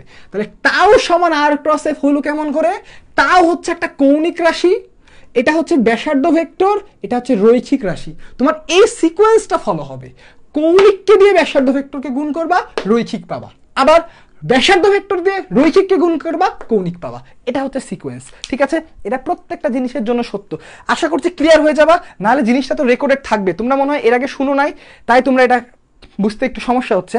শুনলে আশা করা যায় এই জিনিসটা সমস্যা হওয়ার মতো কোনো কারণ না, কিন্তু এই জিনিসটা খুবই দরকার। ঠিক আছে, তোমরা এই জিনিসটা অবশ্যই মিস করো না, বিষয়টা ভালো করে বোঝো। সিকোয়েন্সটা ফ্যাক্ট, তুমি খেয়াল করবা বাম সাইডে রৈখিক আছে, নাকি কৌণিক আছে? যদি রৈখিক থাকে তাহলে কৌণিককে ব্যাসার্ধ ভেক্টর দিয়ে গুণ করবা, আর যদি বাম সাইডে কৌণিক থাকে তাহলে ব্যাসার্ধ ভেক্টর দিয়ে কৌণিককে গুণ করবা। এটা হচ্ছে ফ্যাক্ট, ঠিক আছে? তোমরা অনেকেই উল্টাপাল্টা করো পরীক্ষার হলে, ঠিক আছে? এবার তাহলে তোমরা আমাকে ঝট করে এই প্রশ্নটার উত্তর দাও। এই এমসিকিউটা করলে আশা করা যায় তোমাদের ক্লিয়ার হয়ে যাবে আজকের 8 নাম্বার এমসিকিউ, ঠিক আছে? কোনটি সঠিক, কোনটি ভুল, ভালো করে খেয়াল করো, কোনটি ভুল। তাহলে এ নাম্বার অপশানে আমি তোমাদের পরিচিত অপশান দিলাম টাউ সমান R cross F. B number অপশানেও তোমাদের পরিচিত একটা জিনিস দিব, সেটা হচ্ছে কি বলে এল। এই এলটা কি? এই এল হচ্ছে রৈখিক ভরবেগ, কৌণিক ভরবেগ হয়ে গেল এটা। তাহলে এখানে দিই রৈখিক ভরবেগ, এখানে দিব কি কৌণিক ভরবেগ, এখানে দিলাম কৌণিক ভরবেগ, এখানে দিলাম আর। সি নাম্বার অপশানে দিলাম আর সমান R cross P. D number অপশানে দিলাম কি দিব? ডি নাম্বার অপশানে দিলাম আমরা যে আই সমান এম ক্রস ভি। কোনটা ভুল এই চারটার মধ্যে একটু তাড়াতাড়ি আমাকে জানাও, ঠিক আছে? এই চারটার মধ্যে কোন সিকোয়েন্সটা ভুল, ঠিক আছে? কোনটি ভুল তাড়াতাড়ি কমেন্ট করে জানাও, কোনটা ভুল, ঠিক আছে? এরকম থাকলে অবশ্যই শেষ করে দেবো, কোনো সমস্যা নাই, রাত 12টা বাজুক, নো প্রবলেম। তাহলে কোনটা ভুল তাড়াতাড়ি বলো, কোনটি ভুল? টাউ সমান আর ক্রস এফ, পি সমান এল ক্রস আর, এল সমান আর ক্রস পি, আই সমান এম ক্রস ভি। তাড়াতাড়ি জানাও কোনটা ভুল, ঠিক আছে? সবাই লিখেছে B B B B B. এই আমি এতক্ষণ ধরে কি পড়াইতেছি? হ্যাঁ, তবে তোমরা তো বি লিখবা, পরীক্ষায় আসলে তো বি লিখবা। তো বি তো উত্তর হবে কিনা সেটা পরে বলতেছি, তোমরা তাড়াতাড়ি উত্তর দাও। কমলাকান্ত বলছো সি, তানভীর বলছো ডি, তিশামণি বলছো বি। কোনটা সত্য এই জিনিসটা তোমরা আমাকে বলো, কোনটা সত্য, ঠিক আছে? কোনটা সত্য? D D D D C C D. আচ্ছা, তার মানে তোমরা অনেকেই উত্তর ধরতে পেরেছো, তা জেনে আমি খুশি হলাম। দেখো ভাইয়ারা, এই জিনিসটা কিন্তু একই। আমি এখানে কি করছি? আমি কৌণিক বাইর করছি, তাহলে আর দিয়ে রৈখিককে গুণ করেছি। এখানে আমি রৈখিক বাইর করেছি, তাই কৌণিককে আর দিয়ে গুণ করেছি, আমার কোনো প্রবলেম নাই। কিন্তু এম, এই বেটা আই তো স্কেলার রাশি, একে আমি ক্রস গুণ দিয়ে লিখি কেমন করে? এটা পুরোপুরি ভুল, ঠিক আছে? এটা ঠিক না, এটা ভুল। তাহলে আশা করা যায় এই জিনিসটা তোমরা ক্লিয়ার হলা। এই টাইপের অঙ্ক ঠিক করার জন্য আমি তোমাদেরকে এই কনসেপ্টটা শিখালাম। তাহলে আশা করা যায় এটা তোমরা পারবা। এবার আমরা চলে আসি, তাহলে আমি একটা মজার কথা বলেছিলাম এক টাইমে, আমি না, আমারই এক ছাত্র একদিন বাইর করে দিয়েছে হিটের বাচ্চা এনথালপি। তো এখান থেকে আমরা এখন বলের বাচ্চা শিখবো, ঠিক আছে? আসো, বল এই জিনিসটাকে আবার আমরা দুইটা ভাগ তোমরা পড়ে থাকো, দেখো খেয়াল করো। একটাকে বলা হয় ঘাত বল, আরেকটাকে বলা হয় বলের ঘাত। ভালো করে খেয়াল করো, বলের ঘাত। তো অনেকেই আমাকে বলো ভাইয়া দুইটা নাম এত কনফিউজিং, মনে রাখবো কেমন করে কোনটা কি? তো আমার টেকনিকটা ভালো করে খেয়াল করো, জীবনেও ভুলবা না, আমি গ্যারান্টি দিচ্ছি তুমি জীবনেও ভুলবা না। আমাদের যে নাম হয়, যাদের তোমাদের পাসপোর্ট আছে, তোমরা খেয়াল করলে বুঝবা, আমাদের যে নামের দুইটা পার্ট থাকে, তাই না? ধরো আমার নামটা দিয়ে তোমাদেরকে বোঝাই। ধরো আমার নাম যদি লিখি ইস্তিয়াক কবির, ভালো করে খেয়াল করো, ইস্তিয়াক কবির। তাহলে এই যে আমার নামের দুইটা পার্ট আছে, এই পার্টটাকে বলা হয় সারনেম। কি বলা হয়? সারনেম। তোমরা পাসপোর্ট বা যে কোনো জিনিসে খেয়াল করলে দেখবা এই নামটা আবার আগে হয়ে যায়। আমার নামে যদি পাসপোর্টে তোমরা খেয়াল করো, মানে আমার নাম যদি পাসপোর্টে লেখা থাকে, তাহলে পাসপোর্টে লেখা থাকবে কবির ইস্তিয়াক, মানে সারনেম। এই পরের নামটা অনেক কিছু একবারে বোঝা যায়। এই ইস্তিয়াক নাম দিয়ে তোমরা কিন্তু সবকিছু বুঝতে পারবে না। এই কবির মানে এই পরের অংশটা দিয়ে বোঝা যায় আমার ধর্ম কি, আমার জাত কি, আমি কোন রিজিয়নে থাকি, অনেক কিছু এই পরের নামটা দেখেই বোঝা যায়। মানে আমাদের জাত, প্রকৃতি, সোজা কথা আমাদের যে প্রকৃতি জিনিসটা পরের অংশটা থেকে, যেটাকে আমরা সারনেম বলি, এই কথাটা থেকে আমরা আমাদের প্রকৃতি বুঝতে পারি। তাহলে নামের এই সারনেম যেমন ইম্পর্টেন্ট, যে কোনো জিনিস, এটা যে কোনো সাবজেক্টের জন্য বলতেছি, নামের লাস্ট পার্টটা ভেরি ইম্পর্টেন্ট, ভেরি কেয়ারফুল, ঠিক আছে? নামের লাস্ট পার্টটা সবচেয়ে বেশি গুরুত্বপূর্ণ। তাহলে এইখানে যদি খেয়াল করে দেখো, ঘাত বল, তাহলে নামের লাস্ট পার্টে কি আছে? বল। তার মানে এটা এক ধরনের বল, এটা এক ধরনের বল। লাস্টে বল আছে মানে এটা একটা বল। ভালো করে মনে রাখো, এগুলো কিন্তু বই পড়তে পড়তে মানে পাগলার মতো মুখস্থ করার জিনিস না। বলের ঘাত, তাহলে লাস্ট কথাটা কি আছে খেয়াল করো, ঘাত। লাস্টে কি আছে? ঘাত। লাস্টে কি বল আছে? বল নাই। তার মানে এর জাত হচ্ছে এই এক ধরনের ঘাত। আর ঘাত কিসের জাত জানো? ঘাত মানে হচ্ছে ভরবেগ। এই ঘাত কথাটার অর্থই হচ্ছে ভরবেগ। ভরবেগ টাইপের জিনিসকে আমরা জেনারেলি ঘাত বলি। তাহলে ঘাত বল মানে এটা এক ধরনের বল। এটার বল মানে এটা ফোর্স, এটার একক হবে নিউটন, কোনো প্রবলেম নাই। যখনই আসলাম বলের ঘাত, মানে লাস্টে কি পাচ্ছি ভাইয়ারা দেখো, ঘাত। ঘাত কোনোদিন বল হতে পারে না, তাই ঘাত বল না, ঘাত হচ্ছে ওয়ান টাইপ অফ ভরবেগ। তাহলে এর একক কি হবে? ভরবেগের একক। ভরবেগের একক কি? কেজি মিটার পার সেকেন্ড, ঠিক আছে? তো বল আর ঘাত বলের মধ্যে একটা ছোট্ট পার্থক্য আছে, আর কিছুই না। এই বলটার ক্রিয়াকাল খুব কম হতে হবে। ক্রিয়াকাল খুব কম, খুবই কম, ঠিক আছে? মানে ক্রিয়াকাল খুবই কম হতে হবে। মানে এই বলটাকে যদি আমরা ভাঙি, তাহলে এফ সমান ডিপি বাই ডিটি পাবো, তাই না? মানে এই ভরবেগের পরিবর্তনটা খুব শর্ট টাইমে হবে, খুব শর্ট টাইমে হবে। তাই এই বলটা অনেক বড় মনে হয়, কারণ খুবই কম টাইমে হয়। তাহলে দেখো, খুব কম টাইমে ক্রিয়াকাল হলে ঘাত বলের উদাহরণ বের করা আমাদের কাছে আসলে খুবই সোজা। ধরো আমি তোমার গালে একটা ঠাস করে থাপ্পড় মারলাম, তাহলে থাপ্পড়টা যে তোমার গালে লাগলো নিশ্চয়ই খুব খুব জোরে, মানে তুমি ওই ফোর্সটা খুব কম টাইমের মধ্যে একটা বড় মানের ফোর্স ফিল করলা। এটা হচ্ছে এই বলটাকেই তখন আমরা বলবো ঘাত বল। এখন ধরো তোমার গালে আমি এরকম করে আদর করছি, তাহলে অনেকক্ষণ ধরে হাত এরকম করে এই করে লাগছে। এই জিনিসটাকে আমরা কখনোই তাহলে ঘাত বল বলবো না, ভালো করে মনে রাখো। তাহলে আমরা কাকে বলবো? আমরা কি বলবো? আমরা কাকে ঘাত বল বলবো যদি টাইমটা অনেক কম হয়। একটা ক্রিকেটার বলকে 6 মারলো, এই যে বলটা ব্যাটের সাথে যেই অল্প টাইমে আসলো, এই জিনিসটা হচ্ছে ঘাত বল। আর যদি অনেক টাইম ধরে ঘটনাটা ঘটে, এটা ঘাত বল না। ভালো করে খেয়াল করো, তাহলে আমার সাথে এই এমসিকিউ এর উত্তর দাও, ঠিক আছে? কোশ্চেন নাম্বার কত যে ভুলে গেছি, 9 নাম্বার দিলাম। ঘাত বলের উদাহরণ কোনটি? ঘাত বলের উদাহরণ 9 কোনটি? ঘাত বলের উদাহরণ 9 কোনটি? ভালো করে খেয়াল করো, ঘাত বলের উদাহরণ 9 কোনটি? এ নাম্বার অপশন। কাকে বলবো? সাকিব একটি বলকে ব্যাট দিয়ে মারলো। নাম্বার 2,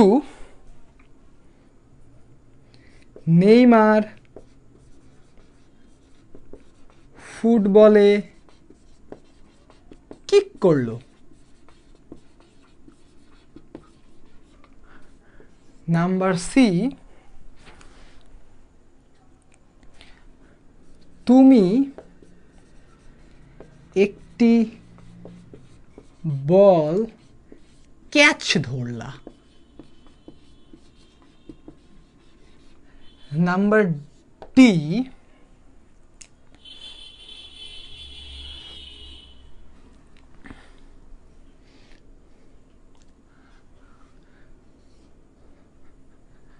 তুমি লাঠি দিয়ে দেয়ালে মারলে।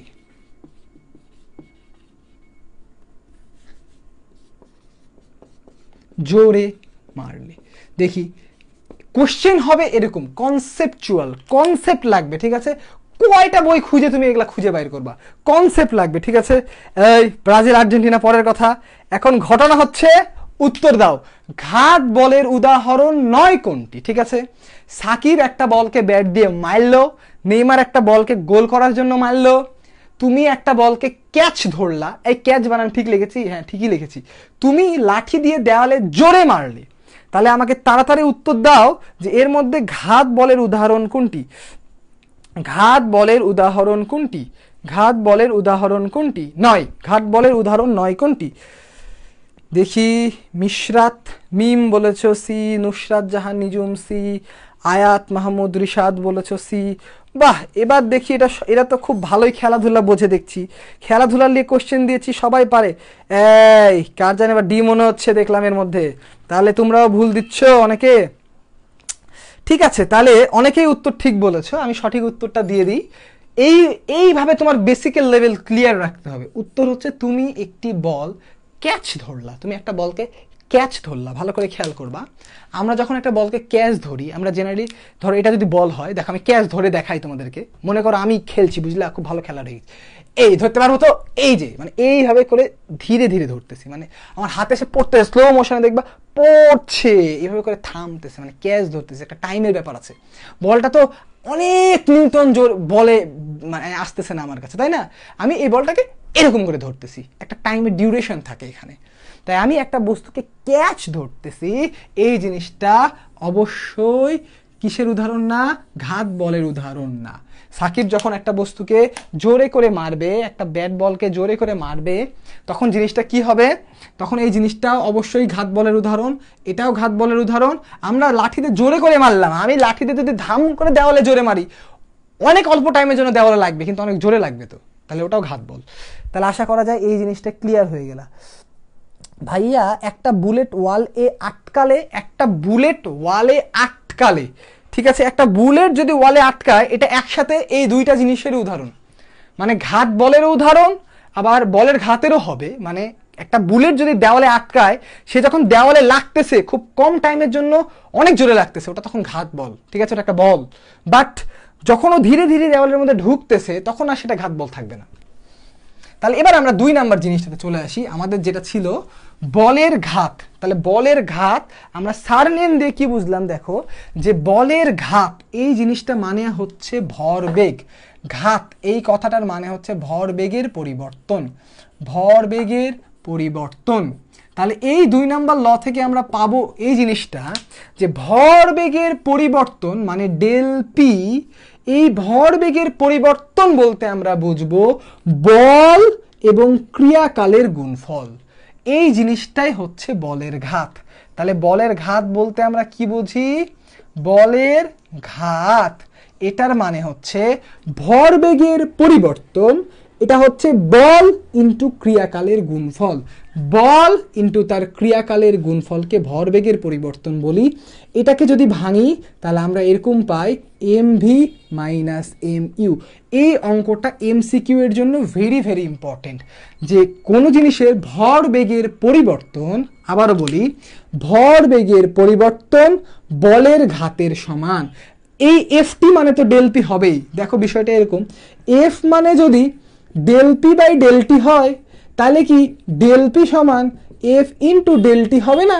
তো এফ ডেলটিকেই আমি এফটি লিখলাম, আর কিছুই না, ডেলি দিয়ে দিলাম, তাহলে ভালো হবে দেখতে। এফ ডেলটি এইখান থেকে এটা এসছে, আর কিছুই না, ঠিক আছে? ঘাত মানে কি? ঘাত মানে হচ্ছে এইটা, ভরবেগের পরিবর্তন, বলকে টাইম দিয়ে গুণ, ঠিক আছে? খুবই গুরুত্বপূর্ণ, এবং এই টাইপের অঙ্ক ভার্সিটি এবং মেডিকেলের জন্য 100% ইম্পর্টেন্ট। ভার্সিটি প্লাস মেডিকেল খুবই ইম্পর্টেন্ট, মানে এমসিকিউ পরীক্ষার জন্য ভেরি ইম্পর্টেন্ট। আমি বলে দিই, এমসিকিউ এই কোশ্চেন না আসলে পরীক্ষায় বাতিল, পরীক্ষায় হবে না, পরীক্ষা আবার নতুন করে নিতে হবে, ঠিক আছে? তাহলে আমরা এই গুরুত্বপূর্ণ কোশ্চেনটা করি আজকের দিনে। আরেকটা মোস্ট ভাইটাল অঙ্ক, very very important, question number 10। কোশ্চেনটা হচ্ছে এরকম, সাকিব একটি বল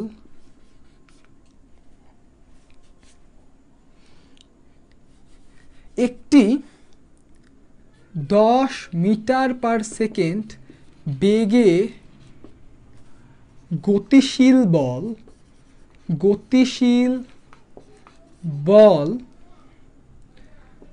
2 সেকেন্ড সময়ে ক্যাচ করলো।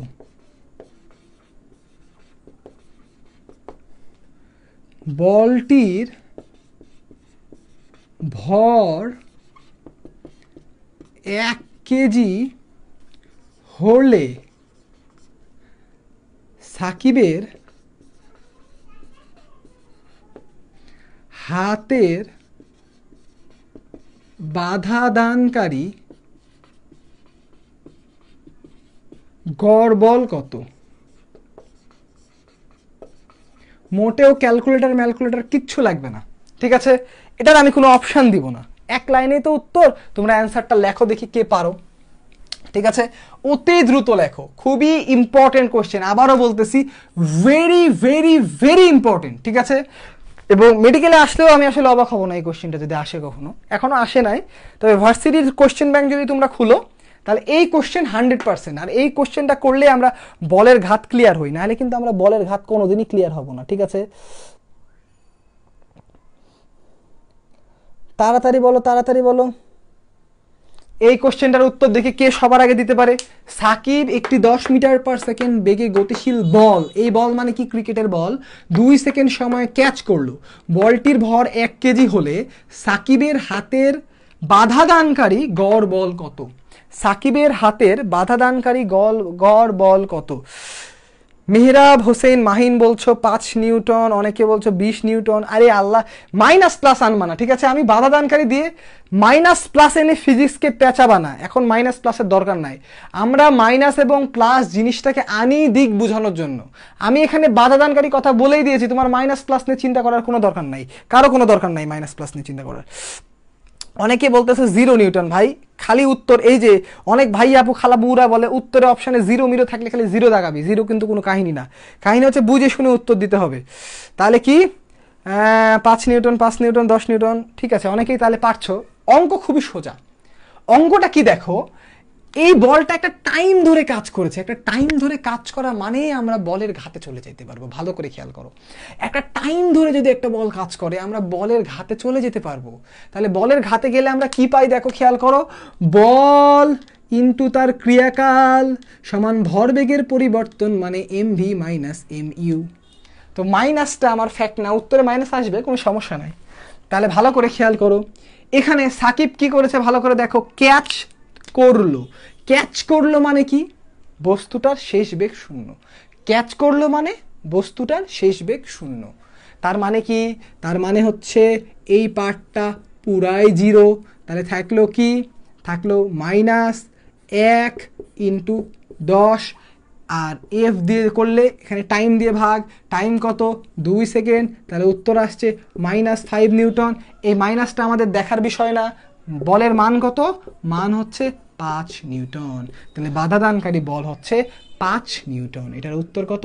5 নিউটন। কেউ -5 দিলেও আমি কোনো সমস্যা করব না, ঠিক আছে? এটাও হবে, নো প্রবলেম, ওকে, ঠিক আছে? এটা অপশান দেখে তোমরা সিদ্ধান্ত নিবা যে কোনটা দিবা।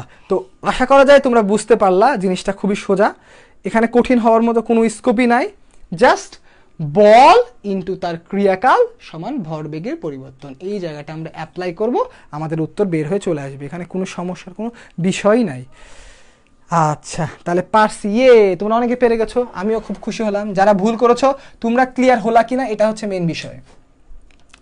এবার দেখো, আমি কিন্তু যখন পড়াই আমি সবসময় তোমাদেরকে আগে কোশ্চেন অ্যানালাইসিস করেই পড়াই, কারণ যে জিনিসের জন্য আমি পড়াচ্ছি টার্গেটটা আমার সবার আগে ফিল আপ হইতে হবে, ঠিক আছে? সেটা মেডিকেল হোক, ভার্সিটি হোক, ইঞ্জিনিয়ারিং হোক। এই চ্যাপ্টারটা যদি তুমি খুব ভালো করে ফোকাস করো তাহলে প্রথম কোশ্চেন আসার মেডিকেলে জায়গাটা হচ্ছে নিউটনের 3টা সূত্র খুব ভালো করে ক্লিয়ার করলাম, রৈখিক কৌণিকের সম্পর্ক ক্লিয়ার করলাম। তারপরে সবচেয়ে বেশি এখান থেকে যেই জায়গা থেকে কোশ্চেন আসে সেই ছকটা আমরা এখন করব। সেই ছকটা হচ্ছে 4 ধরনের বল থাকে আমাদের, 4 ধরনের বল, মানে মহাবিশ্বের বলগুলোকে আমরা 4টা ধরনের বল, বেসিক বলে আমরা ভাগ করেছি, মৌলিক বলে ভাগ করেছি। এই 4টা বলের এই ছক থেকে 100% কোশ্চেনে পরীক্ষা আসে, হয় মেডিকেলে আসে, না হলে ডেন্টালে আসে। এই জিনিসটা তোমাদেরকে বুঝতে হবে, কিন্তু তোমরা আবার ওই যে ভাট ভাট বই মুখস্থ করে পারো না পরীক্ষাটা লেগে। তাইলে এই যে আমরা আবার 4টা বল 4টা ছক ভাগ করব, ঠিক আছে? আমরা 4টা অংশে যদি ভাগ করি, আমার সাথে তোমরাও করে নাও, ঠিক আছে? তাহলে 4টা মৌলিক বল আমরা দেখি। 4টা বলের নাম তোমাদের অনেকেরই পারার কথা। মহাকর্ষ বল, তাড়িৎ চুম্বকীয় বল, তাড়িৎ চুম্বক বা কুলম্ব বল। তাহলে এটাকে যদি কুলম্ব বল বা দিয়ে লিখি, এটাকে নিউটন লিখবো না কেন? নিউটন চাচা তো নাহলে মারবে আমাকে। এখানে বলবো দুর্বল নিউক্লিয় বল, নিউক্লিয় বল, সবল নিউক্লিয় বল, নিউক্লিয় বল। মহাকর্ষ বল, তাড়িত চুম্বক বল, দুর্বল নিউক্লিয় বল, সবল নিউক্লিয় বল। তাহলে আমরা 4টা বল, এই 4টা বল দিয়েই কিন্তু অ্যাকচুয়ালি আমরা বলগুলোকে এই 4টা ভাগে ভাগ করি। আমার কথা যদি বিশ্বাস না হয়, কোশ্চেন ব্যাংকটা খুলবা মেডিকেলের, আমার কথা 100% কারেক্ট পেয়ে যাবা। মেডিকেল কোশ্চেনের 99% কোশ্চেন এই অধ্যায়ের এখান থেকে আসে। লিখে রাখো, এই যে রাতুল আমার নাম, এই উপরে তো নাম লেখাই আছে, আমার নাম দিয়ে কথাটা লিখে রাখো। এই ছক থেকে 99% কোশ্চেন এসে থাকে, ঠিক আছে? তাহলে এই আমরা জানি যে এইখান থেকে কোশ্চেন আসবে, তাও আমরা পারি না। এটা লজ্জার বিষয় না? এটা আসলে লজ্জার বিষয়। তাই এই জায়গাটা আমাদেরকে ক্লিয়ার থাকতে হবে। আচ্ছা, ঠিক আছে। তো তোমরা কিন্তু ধীরে ধীরে আবার পার্টিসিপেন্ট কমে যাচ্ছে, তাহলে আমি চিন্তা করবো যে আমি কতদূর পর্যন্ত আসলে করতে যাচ্ছি, ঠিক আছে? আচ্ছা, ঠিক আছে। তাহলে আমরা চলে আসি মহাকর্ষ বল, তাড়িত চুম্বক বল, দুর্বল নিউক্লিয় বল, সবল নিউক্লিয় বল। এইখানে আমাদের যেই জিনিসগুলোর জানা লাগবে, প্রথম আমাকে যেই জিনিসটা জানা লাগবে, নামের মধ্যে আসলে উত্তর আছে এই জিনিসটা। এই 4টা বল সম্পর্কে আমরা আগে একটু বেসিক জানবো, ঠিক আছে? তারপরে আমরা এই ছকটা পূরণ করব। এটা খুব গুরুত্বপূর্ণ আমাদের জন্য, না হলে আমাদের ভুল হয়ে যাবে। তাহলে আমরা প্রথমে মহাকর্ষ বল সম্পর্কে শিখব। তাহলে আমাদের প্রথম জিনিসটা কি হলো? আমাদের প্রথম জিনিসটা হলো মহাকর্ষ বল। মহাকর্ষ বল, তাহলে মহাকর্ষ বল হচ্ছে আমাদের স্টার্টিং। তাহলে মহাকর্ষ বল কে দিয়েছিল? বিজ্ঞানী নিউটন দিয়েছিল। কেমন করে দিয়েছিল তাও তোমরা জানো। নিউটনের মাথায় আপেল এসে পড়েছিল, এবং তার মাথায় আপেল এসে পড়েছিল বলেই কিন্তু এই ডিফারেন্সিয়েশন, ইন্টিগ্রেশন, এত কিছু যে সে নিউটনই আবিষ্কার করছে। তার উদ্দেশ্যই ছিল সে মহাকর্ষ প্রাবল্য মাপবে, এই টাইপের হিসাবগুলো সে করবে। সেজন্যই সে এত ইন্টিগ্রেশন, ডিফারেন্সিয়েশনের এই লগুলো আবিষ্কার করার খেলা মনে করলো। তাহলে প্রথম প্রশ্ন হচ্ছে, এই যে মহাকর্ষ বল, ধরো এরা প্রেমিক এবং প্রেমিকা, মানে এরা মহাবিশ্বের যে কোনো দুইটা ভর। তাহলে মহাবিশ্বের যে কোনো দুইটা ভর, এটা যদি m1 m2 হয়, এদের মধ্যে যে বলটা কাজ করবে সেই বলটার নাম মহাকর্ষ বল। ভালো করে খেয়াল করো, এই বলটা কাজ করে কেমন করে, এটা বিজ্ঞানীরা গবেষণা করলো। মানে এই যে বলটা, এই যে একে টানতেছে, এই যে একে টানবে, টানার জন্য তো একটা কিছু লাগবে। টানার জন্য তখন দেখা গেল একটা কণা আছে, কণাটার নাম হচ্ছে গ্র্যাভিটন। কণাটার নাম কি ভাইয়া এবং আপুরা? গ্র্যাভিটন কণা। এই গ্র্যাভিটন কণা, এই গ্র্যাভিটন কণা, এই দুইটা বস্তু থেকে এর সাথে এর বিনিময় হয়, এর সাথে এর বিনিময় হয়। এই গ্র্যাভিটন কণার কাজ করার ফলে মহাকর্ষ বল ক্রিয়া করে, এবং এটা খুবই দুর্বল প্রকৃতির একটি বল, ঠিক আছে? তার মানে মহাকর্ষ বল গ্র্যাভিটন কণার মাধ্যমে কাজ করে, এবং এই বলটা আমরা কিন্তু খুব সোজা, এই বলটাকে মহাকর্ষ বল আমরা খুব সহজেই লিখি এরকম, Gm1m2 divided by D square. এটা তোমাদের সবার জানা আছে। গতদিন আমি করিয়েছিলাম, যারা আমার ক্লাস করেছো মনোযোগ দিয়ে, হয়তো মানে ভেক্টরের ক্লাসটা আমার যারা করেছো ফ্রি ব্যাচ, মানে এই পেইড ব্যাচে যারা ভেক্টরের ক্লাসটা করেছো, পাবলিক গ্রুপেই ছিল, তারা এখন আশা করছে আমার এই কোশ্চেনটার উত্তর দিতে পারবা। এই রাশিটা বল কিন্তু একটা স্কেলার রাশি। আমি এটাকে রেখেছি কি হিসাবে? আমি স্কেলার হিসাবে লিখেছি, কিন্তু বল হচ্ছে একটা ভেক্টর রাশি। তাহলে এর ভেক্টর প্রকাশ কোনটি? তোমরা তাড়াতাড়ি একটু কমেন্ট করে জানাও তো ভাইয়ারা, এর ভেক্টর প্রকাশ কোনটি? এর ভেক্টর প্রকাশ কোনটি? তাহলে এর ভেক্টর প্রকাশ কোনটি? এ নাম্বার অপশানে দিলাম এফ ভেক্টর সমান G M M one M two by D vector whole square. 2 number অপশানে দিলাম এফ সমান G M one M two by D square into D vector. C number অপশানে দিলাম এফ সমান G M one M two by D square into D এর একক ভেক্টর। D number অপশানে দিলাম F G M one M two by D cube into D এর একক ভেক্টর। তাড়াতাড়ি দাগাও যে এর ভেক্টর প্রকাশ কোনটি। এটা যারা আমার ক্লাস করেছো গতদিন সবার পারার কথা আমি যতটুকু বিশ্বাস করি। তাড়াতাড়ি বলো, তাড়াতাড়ি বলো, তাড়াতাড়ি তাড়াতাড়ি তাড়াতাড়ি।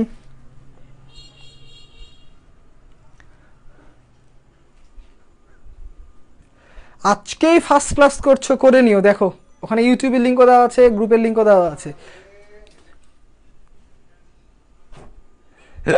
এই আপেলে কি ছিল? হ্যাঁ আপেলে ভালো জিনিস ছিল, আপেলে ফ্রুক্টোজ ছিল, খেতে মিষ্টি লাগতো, কি সুন্দর জিনিস আপেল, তাই না? আচ্ছা তাহলে কি বলতেছো? এই সবাই উত্তর ভুল লাগাইছে, এরা বলে ক্লাস করেছে, এরা কেউ ক্লাস করেনি, এরা সবাই ঘুমাইছে।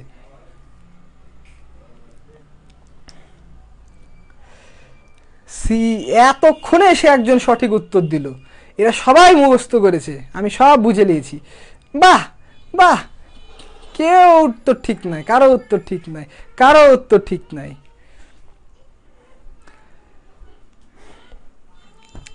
যে কোনো স্কেলার মানকে, কোনো মান যদি স্কেলার থাকে সেটাকে ভেক্টর বানানোর উপায় হচ্ছে একক ভেক্টর দিয়ে গুণ করা। তার মানে আমি যদি এখানে একটা ভেক্টর চিহ্ন দেই, চুপ করে মহাকর্ষ সূত্রে বলা আছে বলটা তার কেন্দ্রের সরল রেখা বরাবর মানে ডি এর দিক বরাবর কাজ করে, তাই এটাকে জাস্ট ডি এর একক ভেক্টর দিয়ে গুণ করে দিলে অঙ্ক শেষ। এটাই হচ্ছে উত্তর, যেটা আছে সি নাম্বার অপশানে। তোমরা ডি নাম্বার কেন দাগাইতেছো আমি বুঝলাম না। ডি নাম্বারে কিন্তু এখানে ডি কিউব আছে, ভালো করে খেয়াল করো।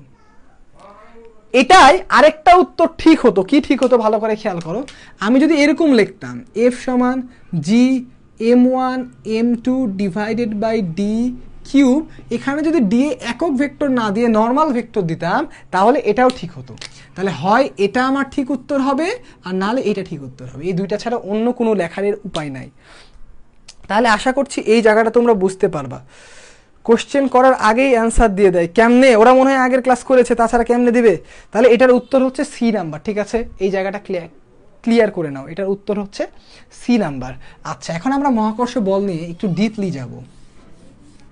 তাহলে নিউটনের মাথার উপরে আপেল টাপেল যে পড়লো ভালো করে খেয়াল করো, মহাকর্ষ সূত্রের মধ্যে আমরা একটা জিনিস পাচ্ছি, F is proportional to 1 divided by D square. আমাকে বলো এই জিনিসটা আমরা পাচ্ছি কিনা, আমরা এই জিনিসটা পাচ্ছি কিনা শুধু তাই বলো। মহাকর্ষ সূত্রের মধ্যে F is proportional two D square পাই। এটাকে বাংলায় বললে বলে বিপরীত বর্গীয় সূত্র মেনে চলে। বিপরীত বর্গীয় সূত্র মেনে চলে, সূত্র মেনে চলে। তো এখান থেকে আমাদের একটা ফিলিংসের বিষয় আছে ভাইয়া, পুরো ভালো করে খেয়াল করো। এখান থেকে আমাদের ফিলিংসের বিষয়টা কি জানো? এই ডি এর মান কত হলে এফ এর মান শূন্য হবে?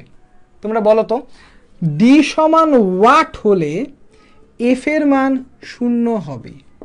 তোমরা অবশ্যই উত্তর দিবা ডি এর মান যদি ইনফিনিটি হয় তাহলে এফ এর মান শূন্য হবে। তার মানে মহাকর্ষ বলের মান অসীম দূরত্বে শূন্য, তাছাড়া সে কখনো শূন্য হয় না। তার মানে কি? তার মিনিংটাই হচ্ছে মহাকর্ষ বলের যে পাল্লা আছে, মহাকর্ষ বলের যে সীমা আছে সেটা অসীম। তার মানে মহাকর্ষ বলের পাল্লা আছে না, পাল্লা, মহাকর্ষীয় বলের পাল্লা হচ্ছে অসীম। এটা কোথা থেকে পাইলাম? এই যে ডি এর মান অসীম হলেই কেবল এফ এর মান শূন্য হয়। তাহলে সোজা একটা কথা তোমাদেরকে আমি বলে দেই, যেখানে যেখানে তোমরা এই সম্পর্ক পাবা সেখানে সেখানেই পাল্লা হয়ে যাবে অসীম। আবারও বলতেছি তোমাদেরকে, যেখানে যেখানে তুমি দেখবা সম্পর্কটা হচ্ছে, খুব ভালো করে শোনো, তাহলে তুমি আর জীবনে কার পাল্লা কত এরকম ফালতু কোশ্চেনে আটকাবা না। বিষয়টা কি, যেই জিনিসটা সম্পর্ক এরকম স্টাইলে থাকবে তাদের প্রত্যেকের পাল্লা হবে অসীম। ভালো করে এই জিনিসটা মাথার মধ্যে ঢুকায় নাও। তাহলে যেই ধরনের বলেরই বিপরীত বর্গীয় সূত্র মেনে চলবে তারা সবাই বিপরীত বর্গীয় সূত্র মেনে চললেই তার পাল্লা হয়ে যাবে অসীম। তাহলে যদি আমি মহাকর্ষ বলের ক্ষেত্রে কিছু লাইন পূরণ করি, ভালো করে খেয়াল করো, আমি কিছু লাইন পূরণ করব। মহাকর্ষ বল যেই কণার মাধ্যমে কাজ করে তার নাম হচ্ছে গ্র্যাভিটন। তার নাম কি? গ্র্যাভিটন। তারপরে 2 নাম্বার কি? মহাকর্ষ বলের পাল্লা কত? মহাকর্ষ বলের পাল্লা কত? মহাকর্ষ বলের পাল্লা হচ্ছে অসীম। তাহলে এই দুইটা জিনিস আমরা জানলাম, কণা হচ্ছে গ্র্যাভিটন, পাল্লা হচ্ছে অসীম, এবং মহাকর্ষ বল তুলনামূলক দুর্বল বল। তো ওটা নিয়ে আমরা পরে আসবো। এই দুইটা ঘর মহাকর্ষের জন্য আমরা জানতে পারলাম। তাহলে আশা করা যায় এই দুইটা অংশ ক্লিয়ার। এবার সবচেয়ে ইম্পর্টেন্ট এই জায়গাটা তোমরা সবচেয়ে বেশি ভুল করেছো। আমাদের বেলায় এটা কোশ্চেনেও দিছিল, মানে মহাকর্ষ বলের পাল্লা অসীম, এটা তো বইয়ে লেখাই থাকে, এটা আসলে পারে। আমাদের বেলায় এইচএসসির কোশ্চেনে যেটা আসছে এটা আর মানুষ পারে না। দেখো এবার আমরা আসি তাড়িৎ চৌম্বকীয় বল। তাড়িৎ চৌম্বকীয় বল, চৌম্বকীয় বল। তাহলে একটু তাড়িৎ চৌম্বকীয় বল থেকে আমি তোমাদেরকে একটু কনসেপ্ট আস্ক করে নিই, ভালো করে বুঝো। ধরো এটা একটা বস্তু M1, এটা আরেকটা বস্তু M2। এদের মধ্যে কিন্তু অবশ্যই মহাকর্ষ বল কাজ করবে, অবশ্যই কাজ করবে, কোনো সমস্যা নাই। এর মধ্যে ধরো ইলেকট্রন আছে 10টা, প্রোটনও আছে 10টা। এর মধ্যে ইলেকট্রন আছে 10টা, প্রোটনও আছে 10টা। তার মানে দেখো এই বস্তুটাও একটা নিউট্রাল, এটাও নিউট্রাল, এটাও নিউট্রাল। এই ক্ষেত্রে এদের মধ্যে তড়িৎ চুম্বকীয় বলের মান হবে 0, কারণ এর নিজের কোনো চার্জ নাই, এরও নিজের কোনো চার্জ নাই। তড়িৎ চুম্বকীয় বল কেবল চার্জিত বস্তুর মধ্যে কাজ করে। যদি এদের মধ্যে কোনো চার্জ থাকতো তাহলে সে এদের মধ্যে কাজ করত। যেহেতু এদের মধ্যে কোনো চার্জ নাই তাই তড়িৎ চুম্বকীয় বল এর এবং এর মধ্যে কাজ করবে না। ঠিক আছে, আমি যদি জাস্ট এইখানে একটা প্রোটন ধরো কমিয়ে দিলাম, এখানেও ধরো একটা প্রোটন কমিয়ে দিলাম, তাহলে কিন্তু আবার তড়িৎ চুম্বকীয় বল কাজ করবে, না হলে কিন্তু কাজ করবে না।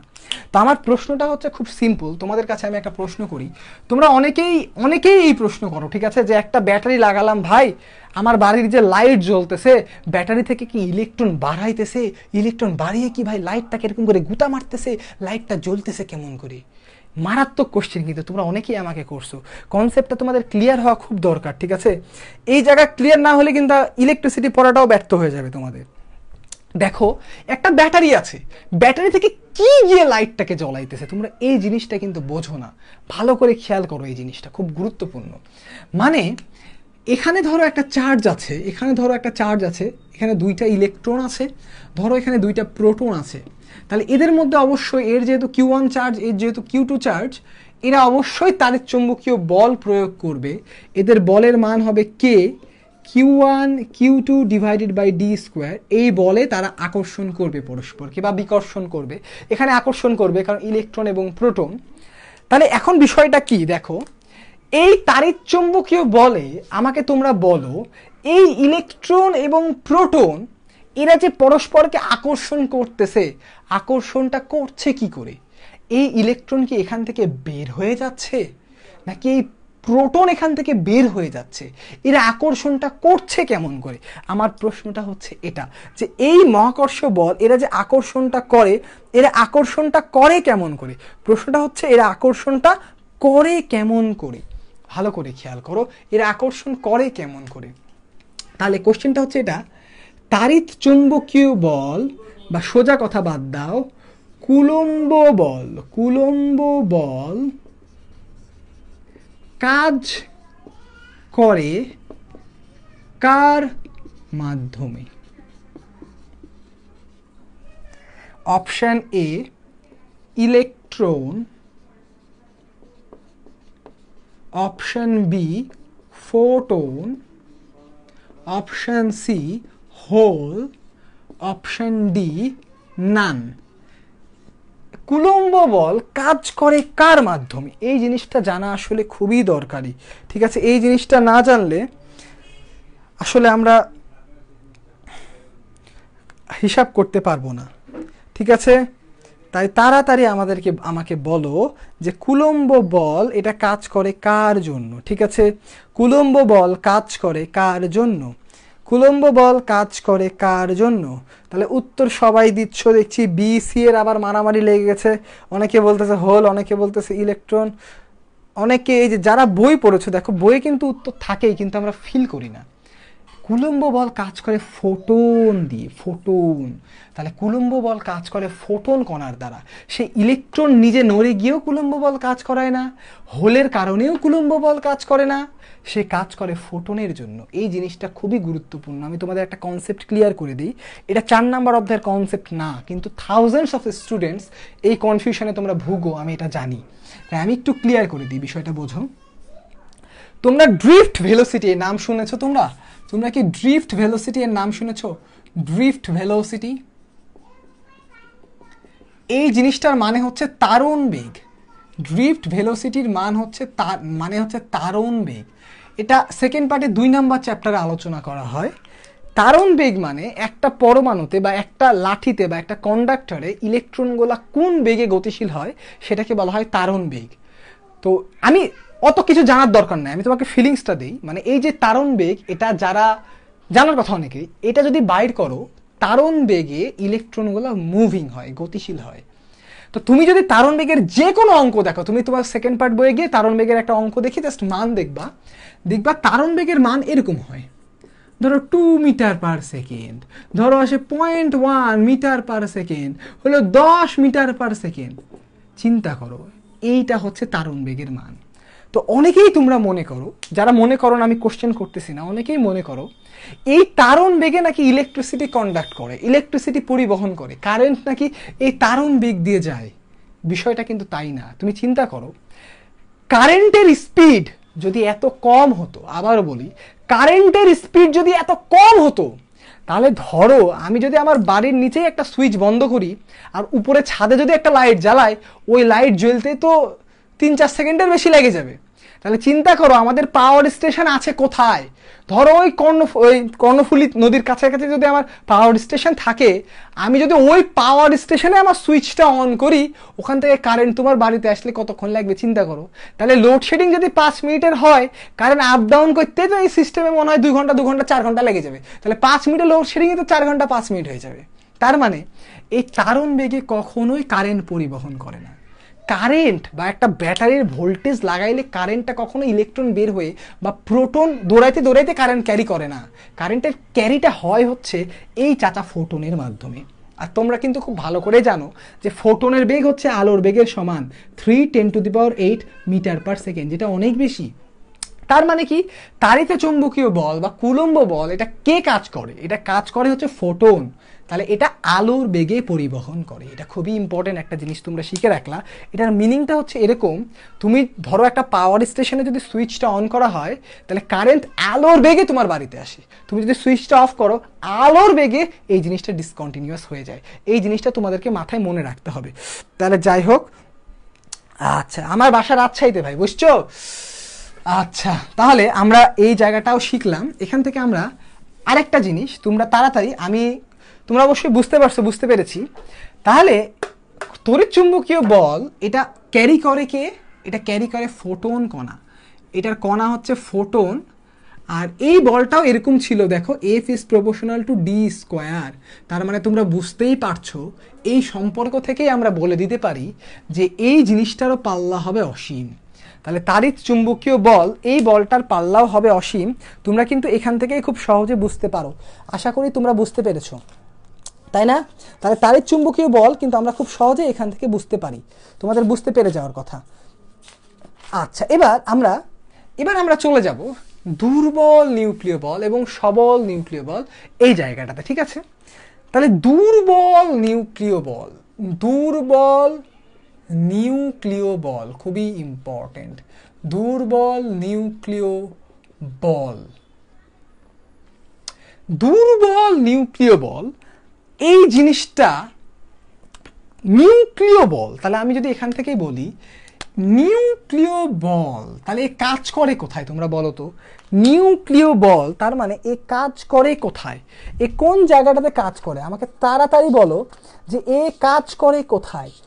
দুর্বল নিউক্লিয় বল কাজ করেটা কোথায়? তাড়াতাড়ি আমাকে কমেন্টে বলো যে দুর্বল নিউক্লিয় বল কাজ করে কোথায়।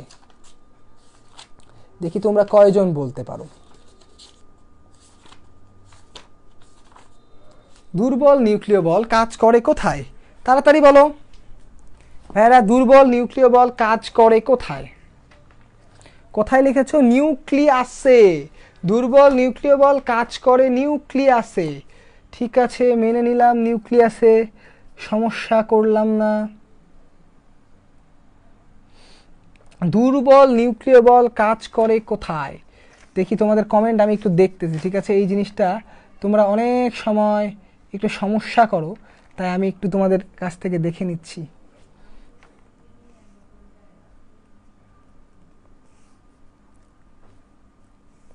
দুর্বল নিউক্লিয় বল কাজ করে কোথায়?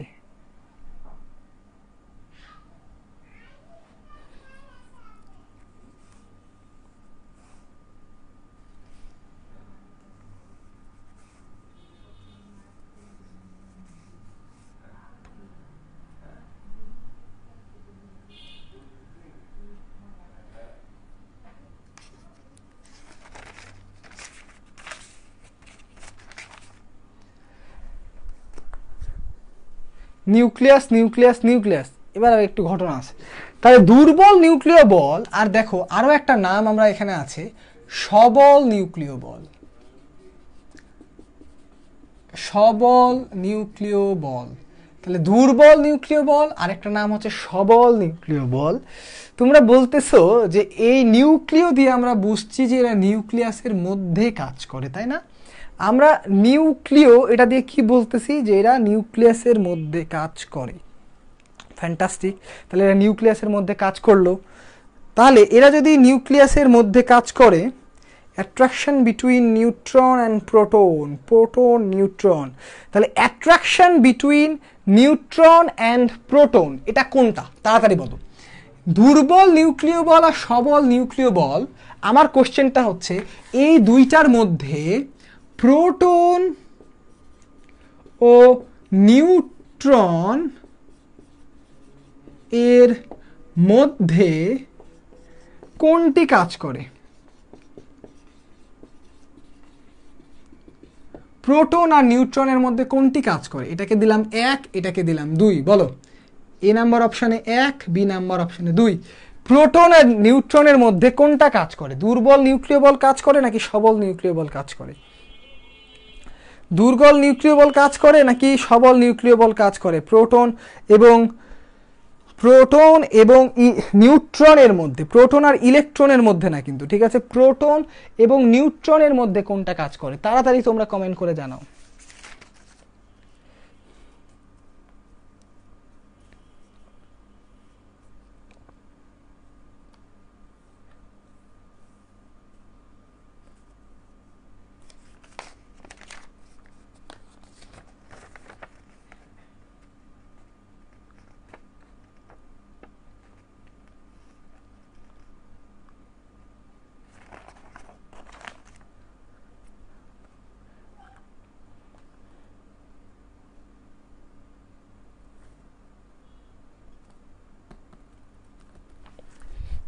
ইয়েস, তাহলে তোমরা অনেকেই পেরেছো এইটা, এই 2 নাম্বার। তার মানে সবল নিউক্লিয় বল কাজ করে প্রোটন এবং নিউট্রনের মধ্যে, দুর্বল নিউক্লিয় বল কিন্তু এদের মধ্যে কাজ করে না। তাহলে প্রোটন এবং নিউট্রন এই দুইটা জিনিসের মধ্যে কাজ করে হচ্ছে সবল নিউক্লিয় বল, ঠিক আছে? দুর্বল নিউক্লিয় বল কি করে? সে নিউক্লিয়াসের ভাঙন ঘটায়। দুর্বল নিউক্লিয় বল কি করে? ভাঙন ঘটায়। ভালো করে মনে রাখো, ভাঙন ঘটায়। দুর্বল নিউক্লিয় বল নিউক্লিয়াসের ভাঙন ঘটায়। দুর্বল নিউক্লিয় বল নিউক্লিয়াসের ভাঙন ঘটায়, কথাটা খুব গুরুত্বপূর্ণ, এটা মনে রেখো। এবার আমরা একটু কণার কথা যদি তোমাদেরকে মনে রাখাই, দেখো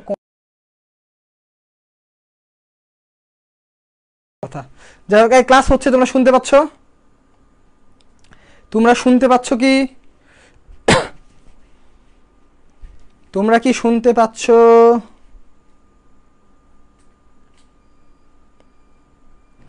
তোমরা কি শুনতে পাচ্ছ?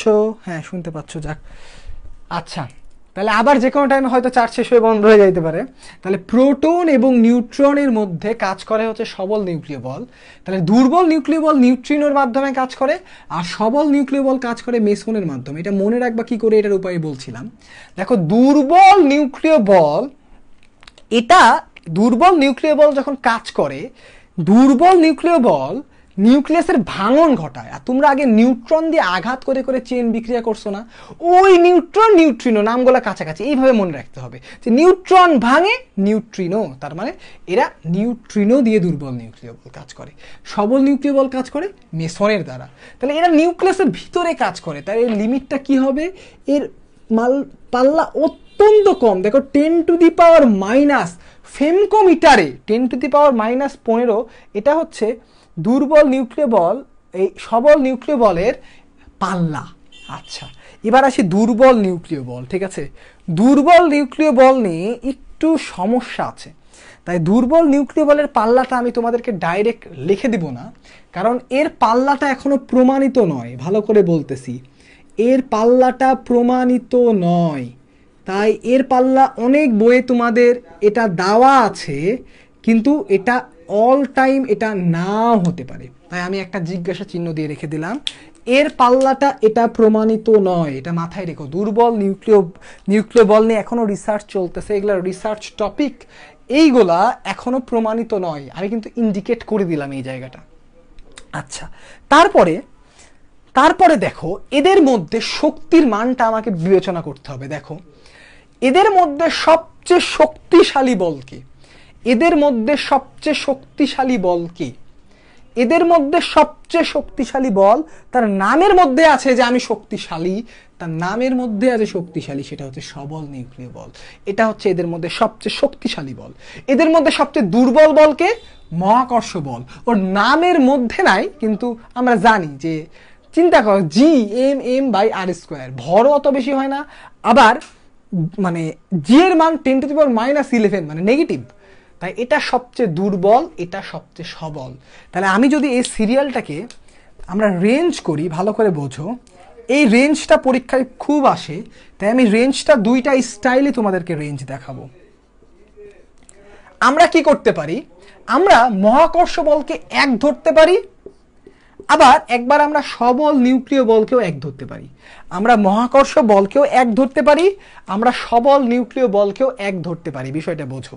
তাহলে আমরা যদি মহাকর্ষ বলকে 1 ধরি, তাহলে আমাদের তড়িৎ চুম্বকীয় বল হয় 10⁻39 গুণ, দুর্বল নিউক্লিয় বল হয় ওর তুলনায় 10⁻30 গুণ, আর সবল নিউক্লিয় বল হয় 10⁻41 গুণ বেশি শক্তিশালী। আর এটাকে যদি আমরা 1 ধরি, ভালো করে বোঝো, তাহলে সবগুলা পাওয়ার কিন্তু নেগেটিভ চলে আসবে। ঠিক আছে, তো নেগেটিভ পাওয়ারটাকে আমরা এরকম করে দেই, এটাকে 1 ধরলে দেখো এই দুটার মধ্যে কাছাকাছি পার্থক্য ছিল, তাই এরা মিলে যাবে, তাই এটা আসবে 10⁻²। এটাকে কিন্তু তুমি 10⁻39 বলো অথবা 10⁻41 বলো, নো প্রবলেম। তোমাদের বইগুলোতে আমি খেয়াল করে দেখলাম এটা আছে অপশানে, কোনোদিন এটা একসাথে থাকবে না। বিষয়টা বোঝো, ফিলিংস নাও।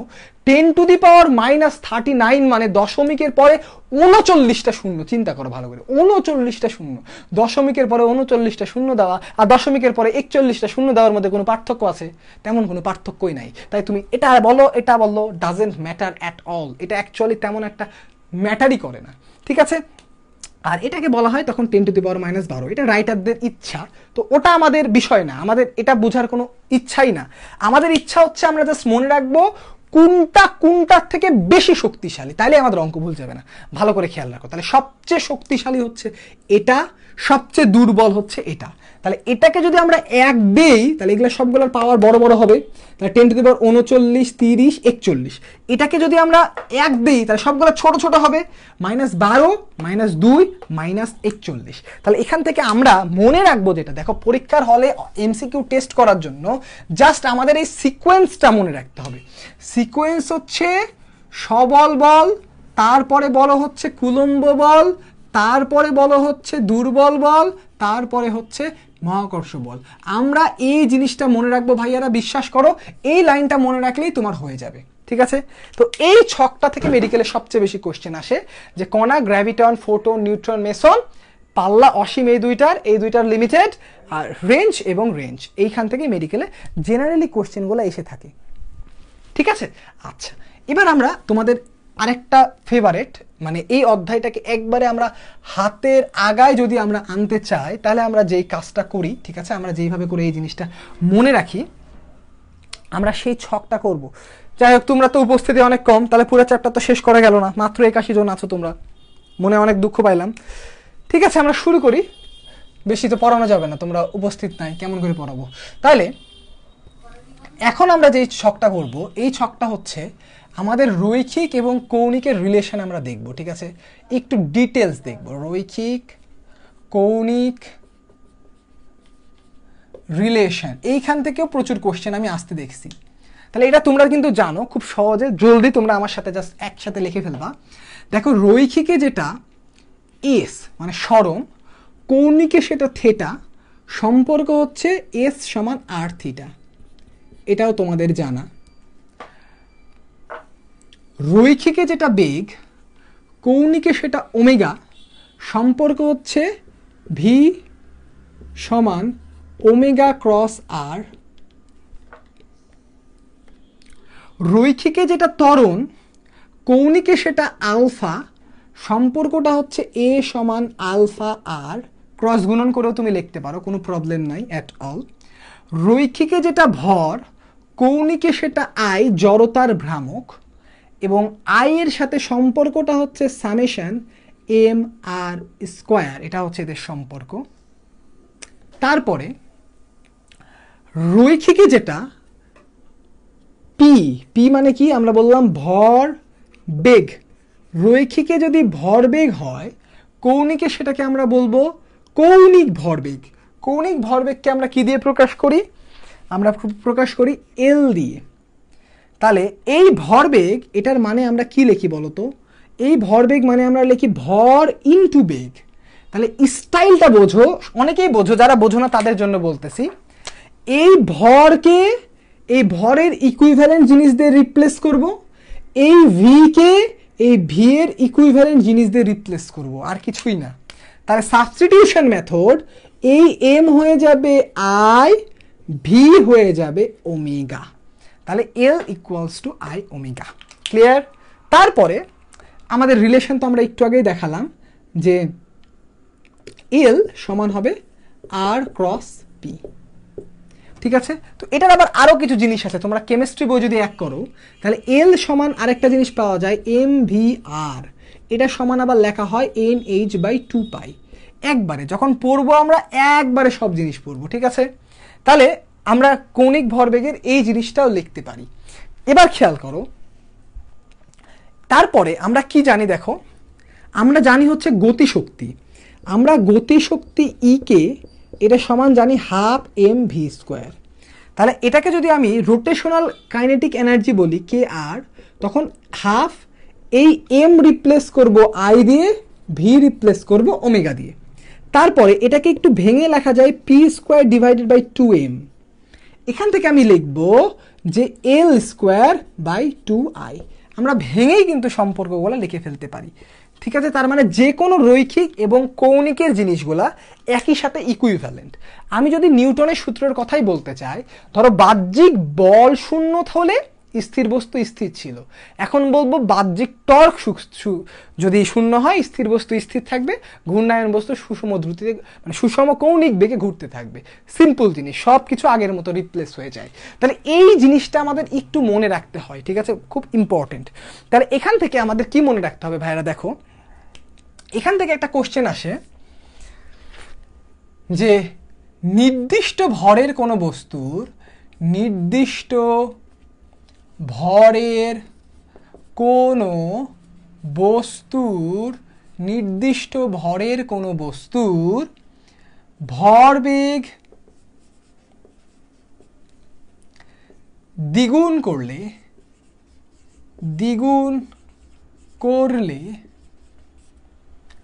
গতিশক্তি কত গুণ হবে? ভরবেগ দ্বিগুণ করলে গতিশক্তি কত গুণ হবে? ভরবেগ দ্বিগুণ করলে গতিশক্তি কত গুণ হবে? ভরবেগ দ্বিগুণ করলে গতিশক্তি কত গুণ হবে? ভরবেগ দ্বিগুণ করলে গতিশক্তি কত গুণ হবে? ভরবেগ দ্বিগুণ করলে গতিশক্তি কত গুণ হবে? তাহলে প্রথম কথা দেখো এখানে কি বলেছে, নির্দিষ্ট ভরের কোনো বস্তুর যদি ভরটা নির্দিষ্ট হয় তার মানে আমরা এখানে চলে যাব। দেখো আমরা এখান থেকে দেখতে পাচ্ছি গতিশক্তি এটা p²/2m, এই সূত্রটা সে মেনে চলে। তাহলে আমরা যদি দেখো ইকে সমান p²/2m এর সাথে একটু মিলিয়ে দেখি, তাহলে ভর যদি ধ্রুব থাকে তাহলে ইকে ইজ প্রপোর্শনাল টু p²। তার মানে 2 গুণ করলে আমার অ্যান্সার হয়ে যাবে 4 গুণ, আর কিছুই না। অঙ্ক খুবই সোজা।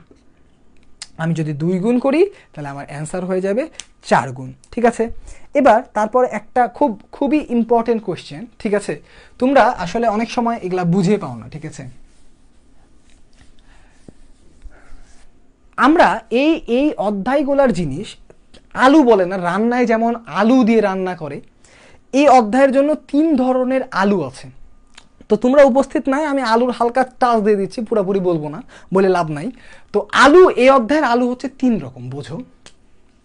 একটা হচ্ছে ভরবেগ, এই অধ্যায়ের একটা আলু হচ্ছে ভরবেগ। এই অধ্যায়ের আরেকটা আলু হচ্ছে কৌণিক ভরবেগ।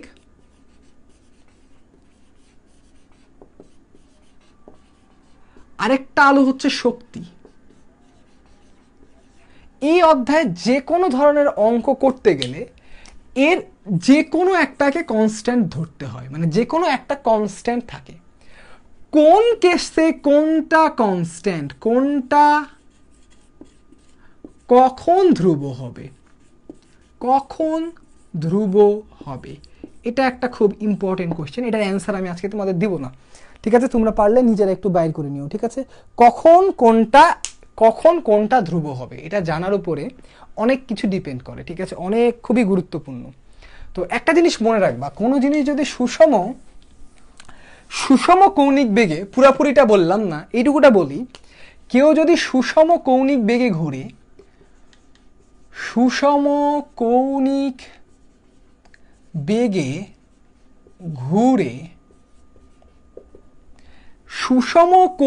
বেগে ঘোরা, এটা কিন্তু নিউটনের ফার্স্ট ল থেকে একটা কথা বলা যায়। সুষমের কৌণিক বেগ, নিউটনের ফার্স্ট ল এর কৌণিক বিবৃতি থেকে আমরা এখান থেকে একটা জিনিস পাই। সেটা কি জানো? সেটা হচ্ছে এই কেসটা হলে কৌণিক ভরবেগ সংরক্ষিত থাকে, কৌণিক ভরবেগ ধ্রুব। এই কনসেপ্ট থেকে দেখো কি কোশ্চেন আসতে পারে। ফিজিক্সের কনসেপ্টগুলো আসলে খুবই সোজা। ফিজিক্সের কনসেপ্টগুলো এরকম, ধরো বলতেছে একটা মেয়ে নাচছে, সে হাত খুলে নাচতেছে, এরকম করে হাত খুলে সে নাচতেছে। তাহলে হাত খুলে নাচতে নাচতে কোশ্চেনে বললো সে হাতটাকে এরকম নামায়ে দিল, বোঝো। সে হাত খুলে এরকম করে ঘুরতেছিল, ঘুরতে ঘুরতে সে হাতটাকে নামায়ে দিল। ঠিক আছে, সে হাত খুলে নাচতে নাচতে হাতটাকে নামিয়ে দিল। তাহলে তার ঘূর্ণন, তার কৌণিক বেগ বাড়বে নাকি কমবে? সে যদি হাতটাকে নামিয়ে দেয় তার কৌণিক বেগ বাড়বে না কমবে? তাহলে কেউ যদি হাত খুলে, মানে বলি হাত খুলে নাচতে নাচতে হাত বন্ধ করে নিলে ওমেগা কি হবে? বাড়বে নাকি কমবে? হাত খুলে নাচতে নাচতে যদি হাত বন্ধ করে দেয় তাহলে ওমেগা বাড়বে নাকি কমবে? ওমেগা বাড়বে নাকি কমবে? হাত খুলে নাচতে নাচতে হাত বন্ধ করে নিলে ওমেগা বাড়বে নাকি কমবে? তোমরা অনেকেই কি বলছো, ওমেগা ওমেগা কমে যাবে বলতেছো। ওমেগা কমবে না রে ভাই, ওমেগা অবশ্যই বাড়বে। আমরা যদি হাতটা বন্ধ করে দিই তাহলে আমাদের ওমেগাটা বেড়ে যাবে, ওমেগা বাড়বে, এটাই কিন্তু কমন সেন্স। এটা তো এত এত পরিশ্রমের কোনো জিনিসই ছিল না, একটু কমন সেন্স খাটালেই তো হয়ে যায়। জিনিসটা এরকম দেখো, আমার বাধার পরিমাণটা যখন হাতটা খোলা ছিল, মানে এই যে জড়তার ভ্রামকের ফিলিংসটা আনতেছি আমি এই জায়গা থেকে, দেখো জড়তার ভ্রামকের ফিলিংস হচ্ছে তোমাকে ঘুরতে বাধা দিবে জড়তার ভ্রামক। তুমি যত বড় করবা, হাত যত লেন্দি করবা, মানে যত বেশি জায়গা দখল করবা, এরকম করে তোমার জড়তার ভ্রামক মানে আয় তত বেড়ে যাবে। তো আয় যদি বেড়ে যায় আর তার যদি কৌণিক ভরবেগ ধ্রুব থাকে, বিষয়টা বোঝো, আয় যদি কমে যায় তাহলে কি হবে? ওমেগা বেড়ে যাবে। মানে বিষয়টা এরকম, সে যখন নাচতেছে তার এই জিনিসটা অবশ্যই ধ্রুবক থাকবে। I1 ওমেগা 1 সমান I2 ওমেগা 2। তার মানেটা হচ্ছে এরকম, তুমি যদি নাচতে নাচতে হাতটা বন্ধ করে দাও, হাত বন্ধ করলে কি হবে? তোমার আয় কমে যাবে, আয় কমে গেলে ওমেগাকে বাড়তে হবে, তার মানে তুমি দ্রুত ঘুরবা। বিষয়টা কিন্তু এরকম, খুবই সিম্পল, এত কঠিন করে চিন্তার কিছু নাই। তাহলে এটার উত্তর কি হবে? বাড়বে। এটার উত্তর হচ্ছে বাড়বে, ওমেগা বেড়ে যাবে। ঠিক আছে, সোজা কথা, ওমেগা বেড়ে যাবে। ঠিক আছে, তাহলে আজকে তোমাদের বেশি কিছু পড়াবো না, লাস্ট একটা জিনিসের টাচ দেই, কারণ তোমরা অনেকেই নাই, আমি মন খারাপ করলাম। তো তোমাদেরকে আমি সংঘর্ষ একটু পড়াই দিই আমার মতো করে, সংঘর্ষটা পড়াই আমি শেষ করব। ঠিক আছে, এখন তোমাদেরকে আমি সংঘর্ষ পড়াবো। ঠিক আছে, ভালো করে মন রাখো। সংঘর্ষ, তোমাদের বইয়ে দুই ধরনের সংঘর্ষ আছে, একটা হচ্ছে স্থিতিস্থাপক, স্থিতিস্থাপক, আরেকটা হচ্ছে অস্থিতি স্থাপক। তাহলে এই দুই ধরনের সংঘর্ষ তোমাদের বইয়ে আছে। স্থিতিস্থাপক সংঘর্ষ মানে ভরবেগ ও গতিশক্তি দুইটাই সংরক্ষিত, বোথ সংরক্ষিত। অস্থিতিস্থাপকে গতিশক্তি চেঞ্জ হবে, সংরক্ষিত না, সংরক্ষিত না। তো এই জিনিসটা তোমরা খুব ভালো করে বোঝো। তো একটা জিনিস তোমাদেরকে খুব সহজ করে বলে দিই, দেখো কোনো বস্তু যদি মিলিত বস্তু হিসেবে চলে, ভালো করে মনে রাখবা, ধরো ধরো এই একটা বস্তু m1 ভর, এই আরেকটা বস্তু m2 ভর, তাহলে এও এদিকে যাচ্ছিল, এও এদিকে যাচ্ছিল, কিন্তু এর বেগটা এর বেগের থেকে বেশি ছিল, u1 গ্রেটার দেন u2 ছিল। এরা যদি ধাক্কা লেগে, ধরো ধাক্কা লেগে এরা এরকম মিলে গেল, এরা যদি এরকম মিলে যায়, ধরো m1 m2, তারা যদি মিলিত একটা বেগ ভিতে চলে, তারা যদি মিলিত একটা বেগ ভিতে চলে, আমাদের আর অঙ্ক কিচ্ছু করার দরকার নাই, আমরা ফিলিংস থেকে, ফিলিংসটা আমরা বলে দিতে পারি, এই এই যে কন্ডিশনটা, এই কন্ডিশনটা হবে অস্থিতিস্থাপক, অস্থিতিস্থাপক, এই কন্ডিশনটা হবে অস্থিতিস্থাপক। এই সংঘর্ষে কোনোদিনই গতিশক্তি সমান হবে না, আগের এবং পরের গতিশক্তি কোনোদিনই সমান হবে না, কেননা এই জিনিসগুলো হচ্ছে অস্থিতিস্থাপক সংঘর্ষ, এই কেসটা। তাহলে 1 নাম্বার সিদ্ধান্ত তোমরা লিখে রাখো, তোমরা তোমাদের নোটগুলো আপলোড দিবা, তোমরা চাইলে আমার গ্রুপেও আপলোড দিতে পারো। ঠিক আছে, মেডিকেল ফিজিক্স খুব সোজা, এখানেও আপলোড দিবা, তোমাদের নোটগুলো দেখলে অনেকে শিখতে পারবে অনেক কিছু। যে কোনো জিনিস সংঘর্ষ হয়ে যদি মিলিত বস্তু হিসেবে চলতে পারে, বিষয়টা বলি, এই একে ধাক্কা মারলো, ধাক্কা মেরে দুজন এরকম ভাবে চলতেছে, এটা কখনোই স্থিতিস্থাপক সংঘর্ষ হবে না, এটা অবশ্যই অস্থিতিস্থাপক সংঘর্ষ। তুমি যতই অঙ্ক করো না কেন, এটা অস্থিতিস্থাপকই আসবে। এবার স্থিতিস্থাপক সংঘর্ষ হলে দেখো, স্থিতিস্থাপক সংঘর্ষ যদি হয়, স্থিতিস্থাপক সংঘর্ষ হলে দুইটা বড় বড় ইকুয়েশন আছে, তোমরা মনে রাখতে পারো না, বাট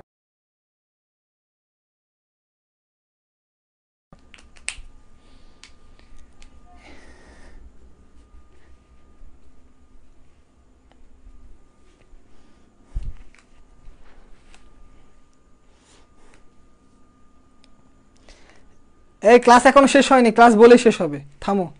এটা পড়াই শেষ করব, বললামই তো যে এটা পড়াবো, এটা পড়ায় তারপরে ক্লাস শেষ হবে। আচ্ছা এই আছি দেখো।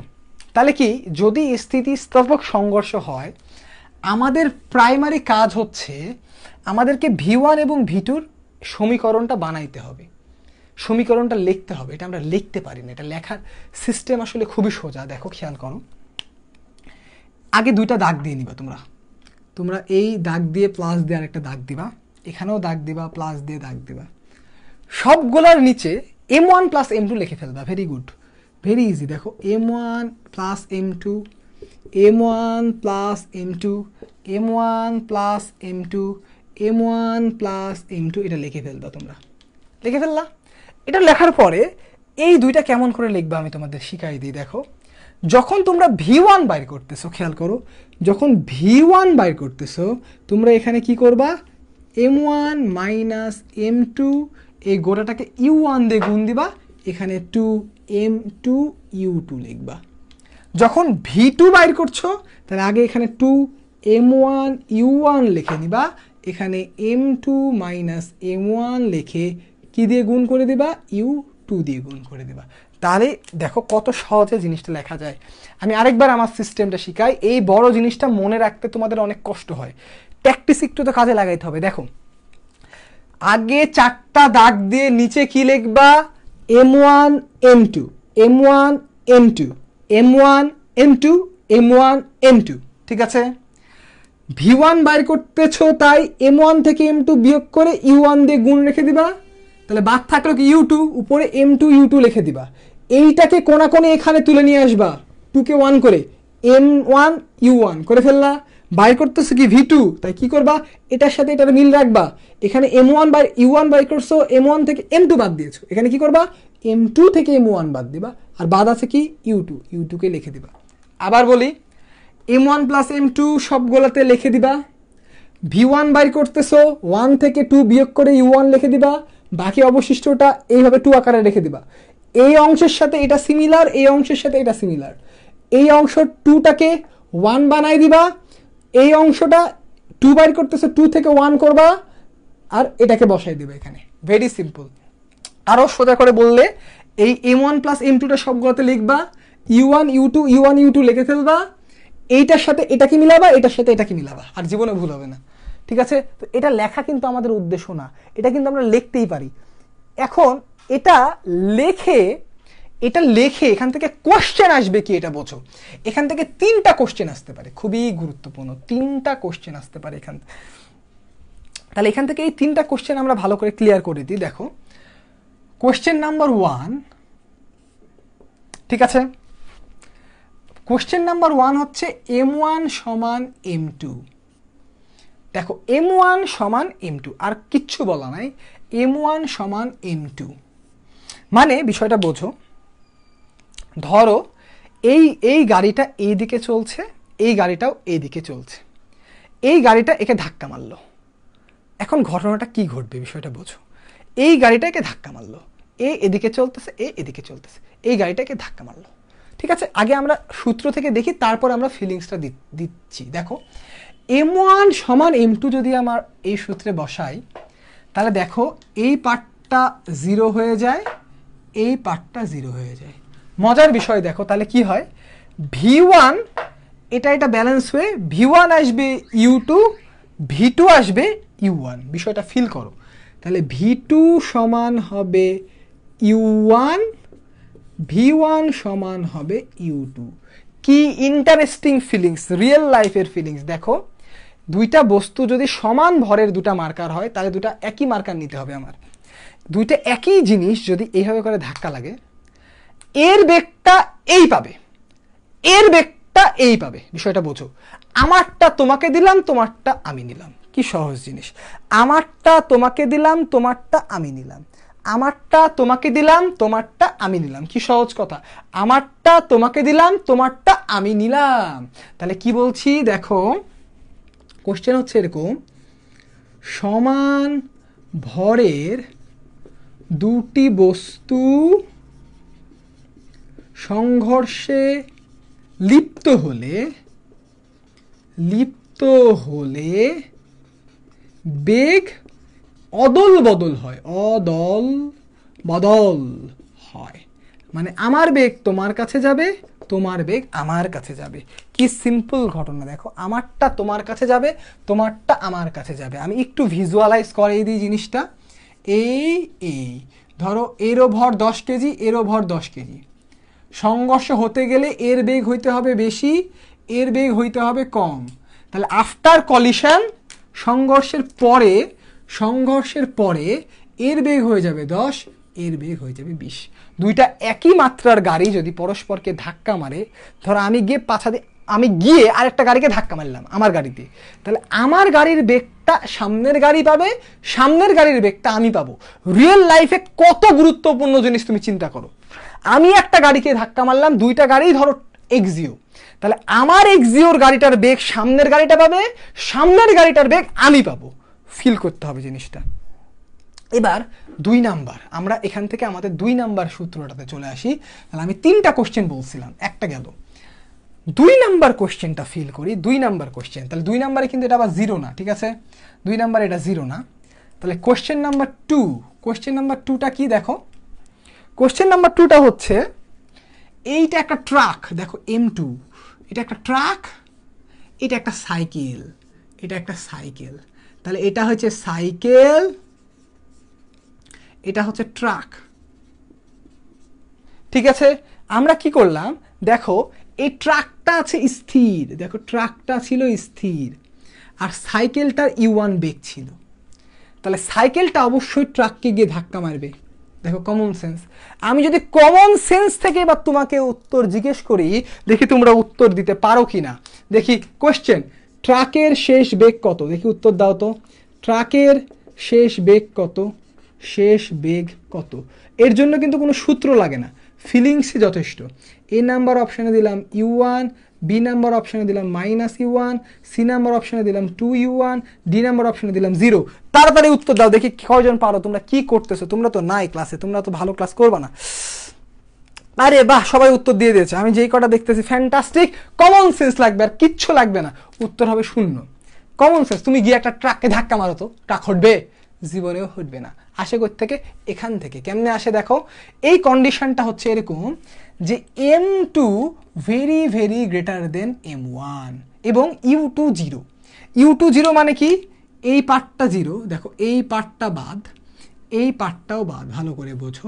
এবার M2 very very greater than M1, তাহলে M2 যদি very very greater than M1 হয়, দেখো M2 যদি very very greater than M1 হয়, তাহলে এই নিচের পার্টটা উপরের পার্টের থেকে অনেক বেশি, তাই এই পার্টটাও 0 চলে আসবে।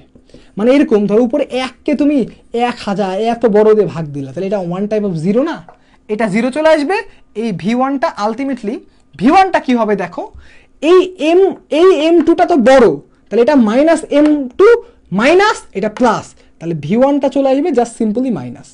এটাই কিন্তু হয়, মানে উত্তর হবে আমাদের কমন সেন্সের মতো। আমি কি করব দেখো, এই গিয়ে ট্রাককে বাড়ি দিবে, বাড়ি দেওয়ার পরে এর শেষ বেগও হবে 0, আর এই বস্তুটা এদিকে ব্যাক করবে। তাহলে এই যে এদিকে ব্যাক করবে, এর ব্যাক করার বেগটা কি হবে?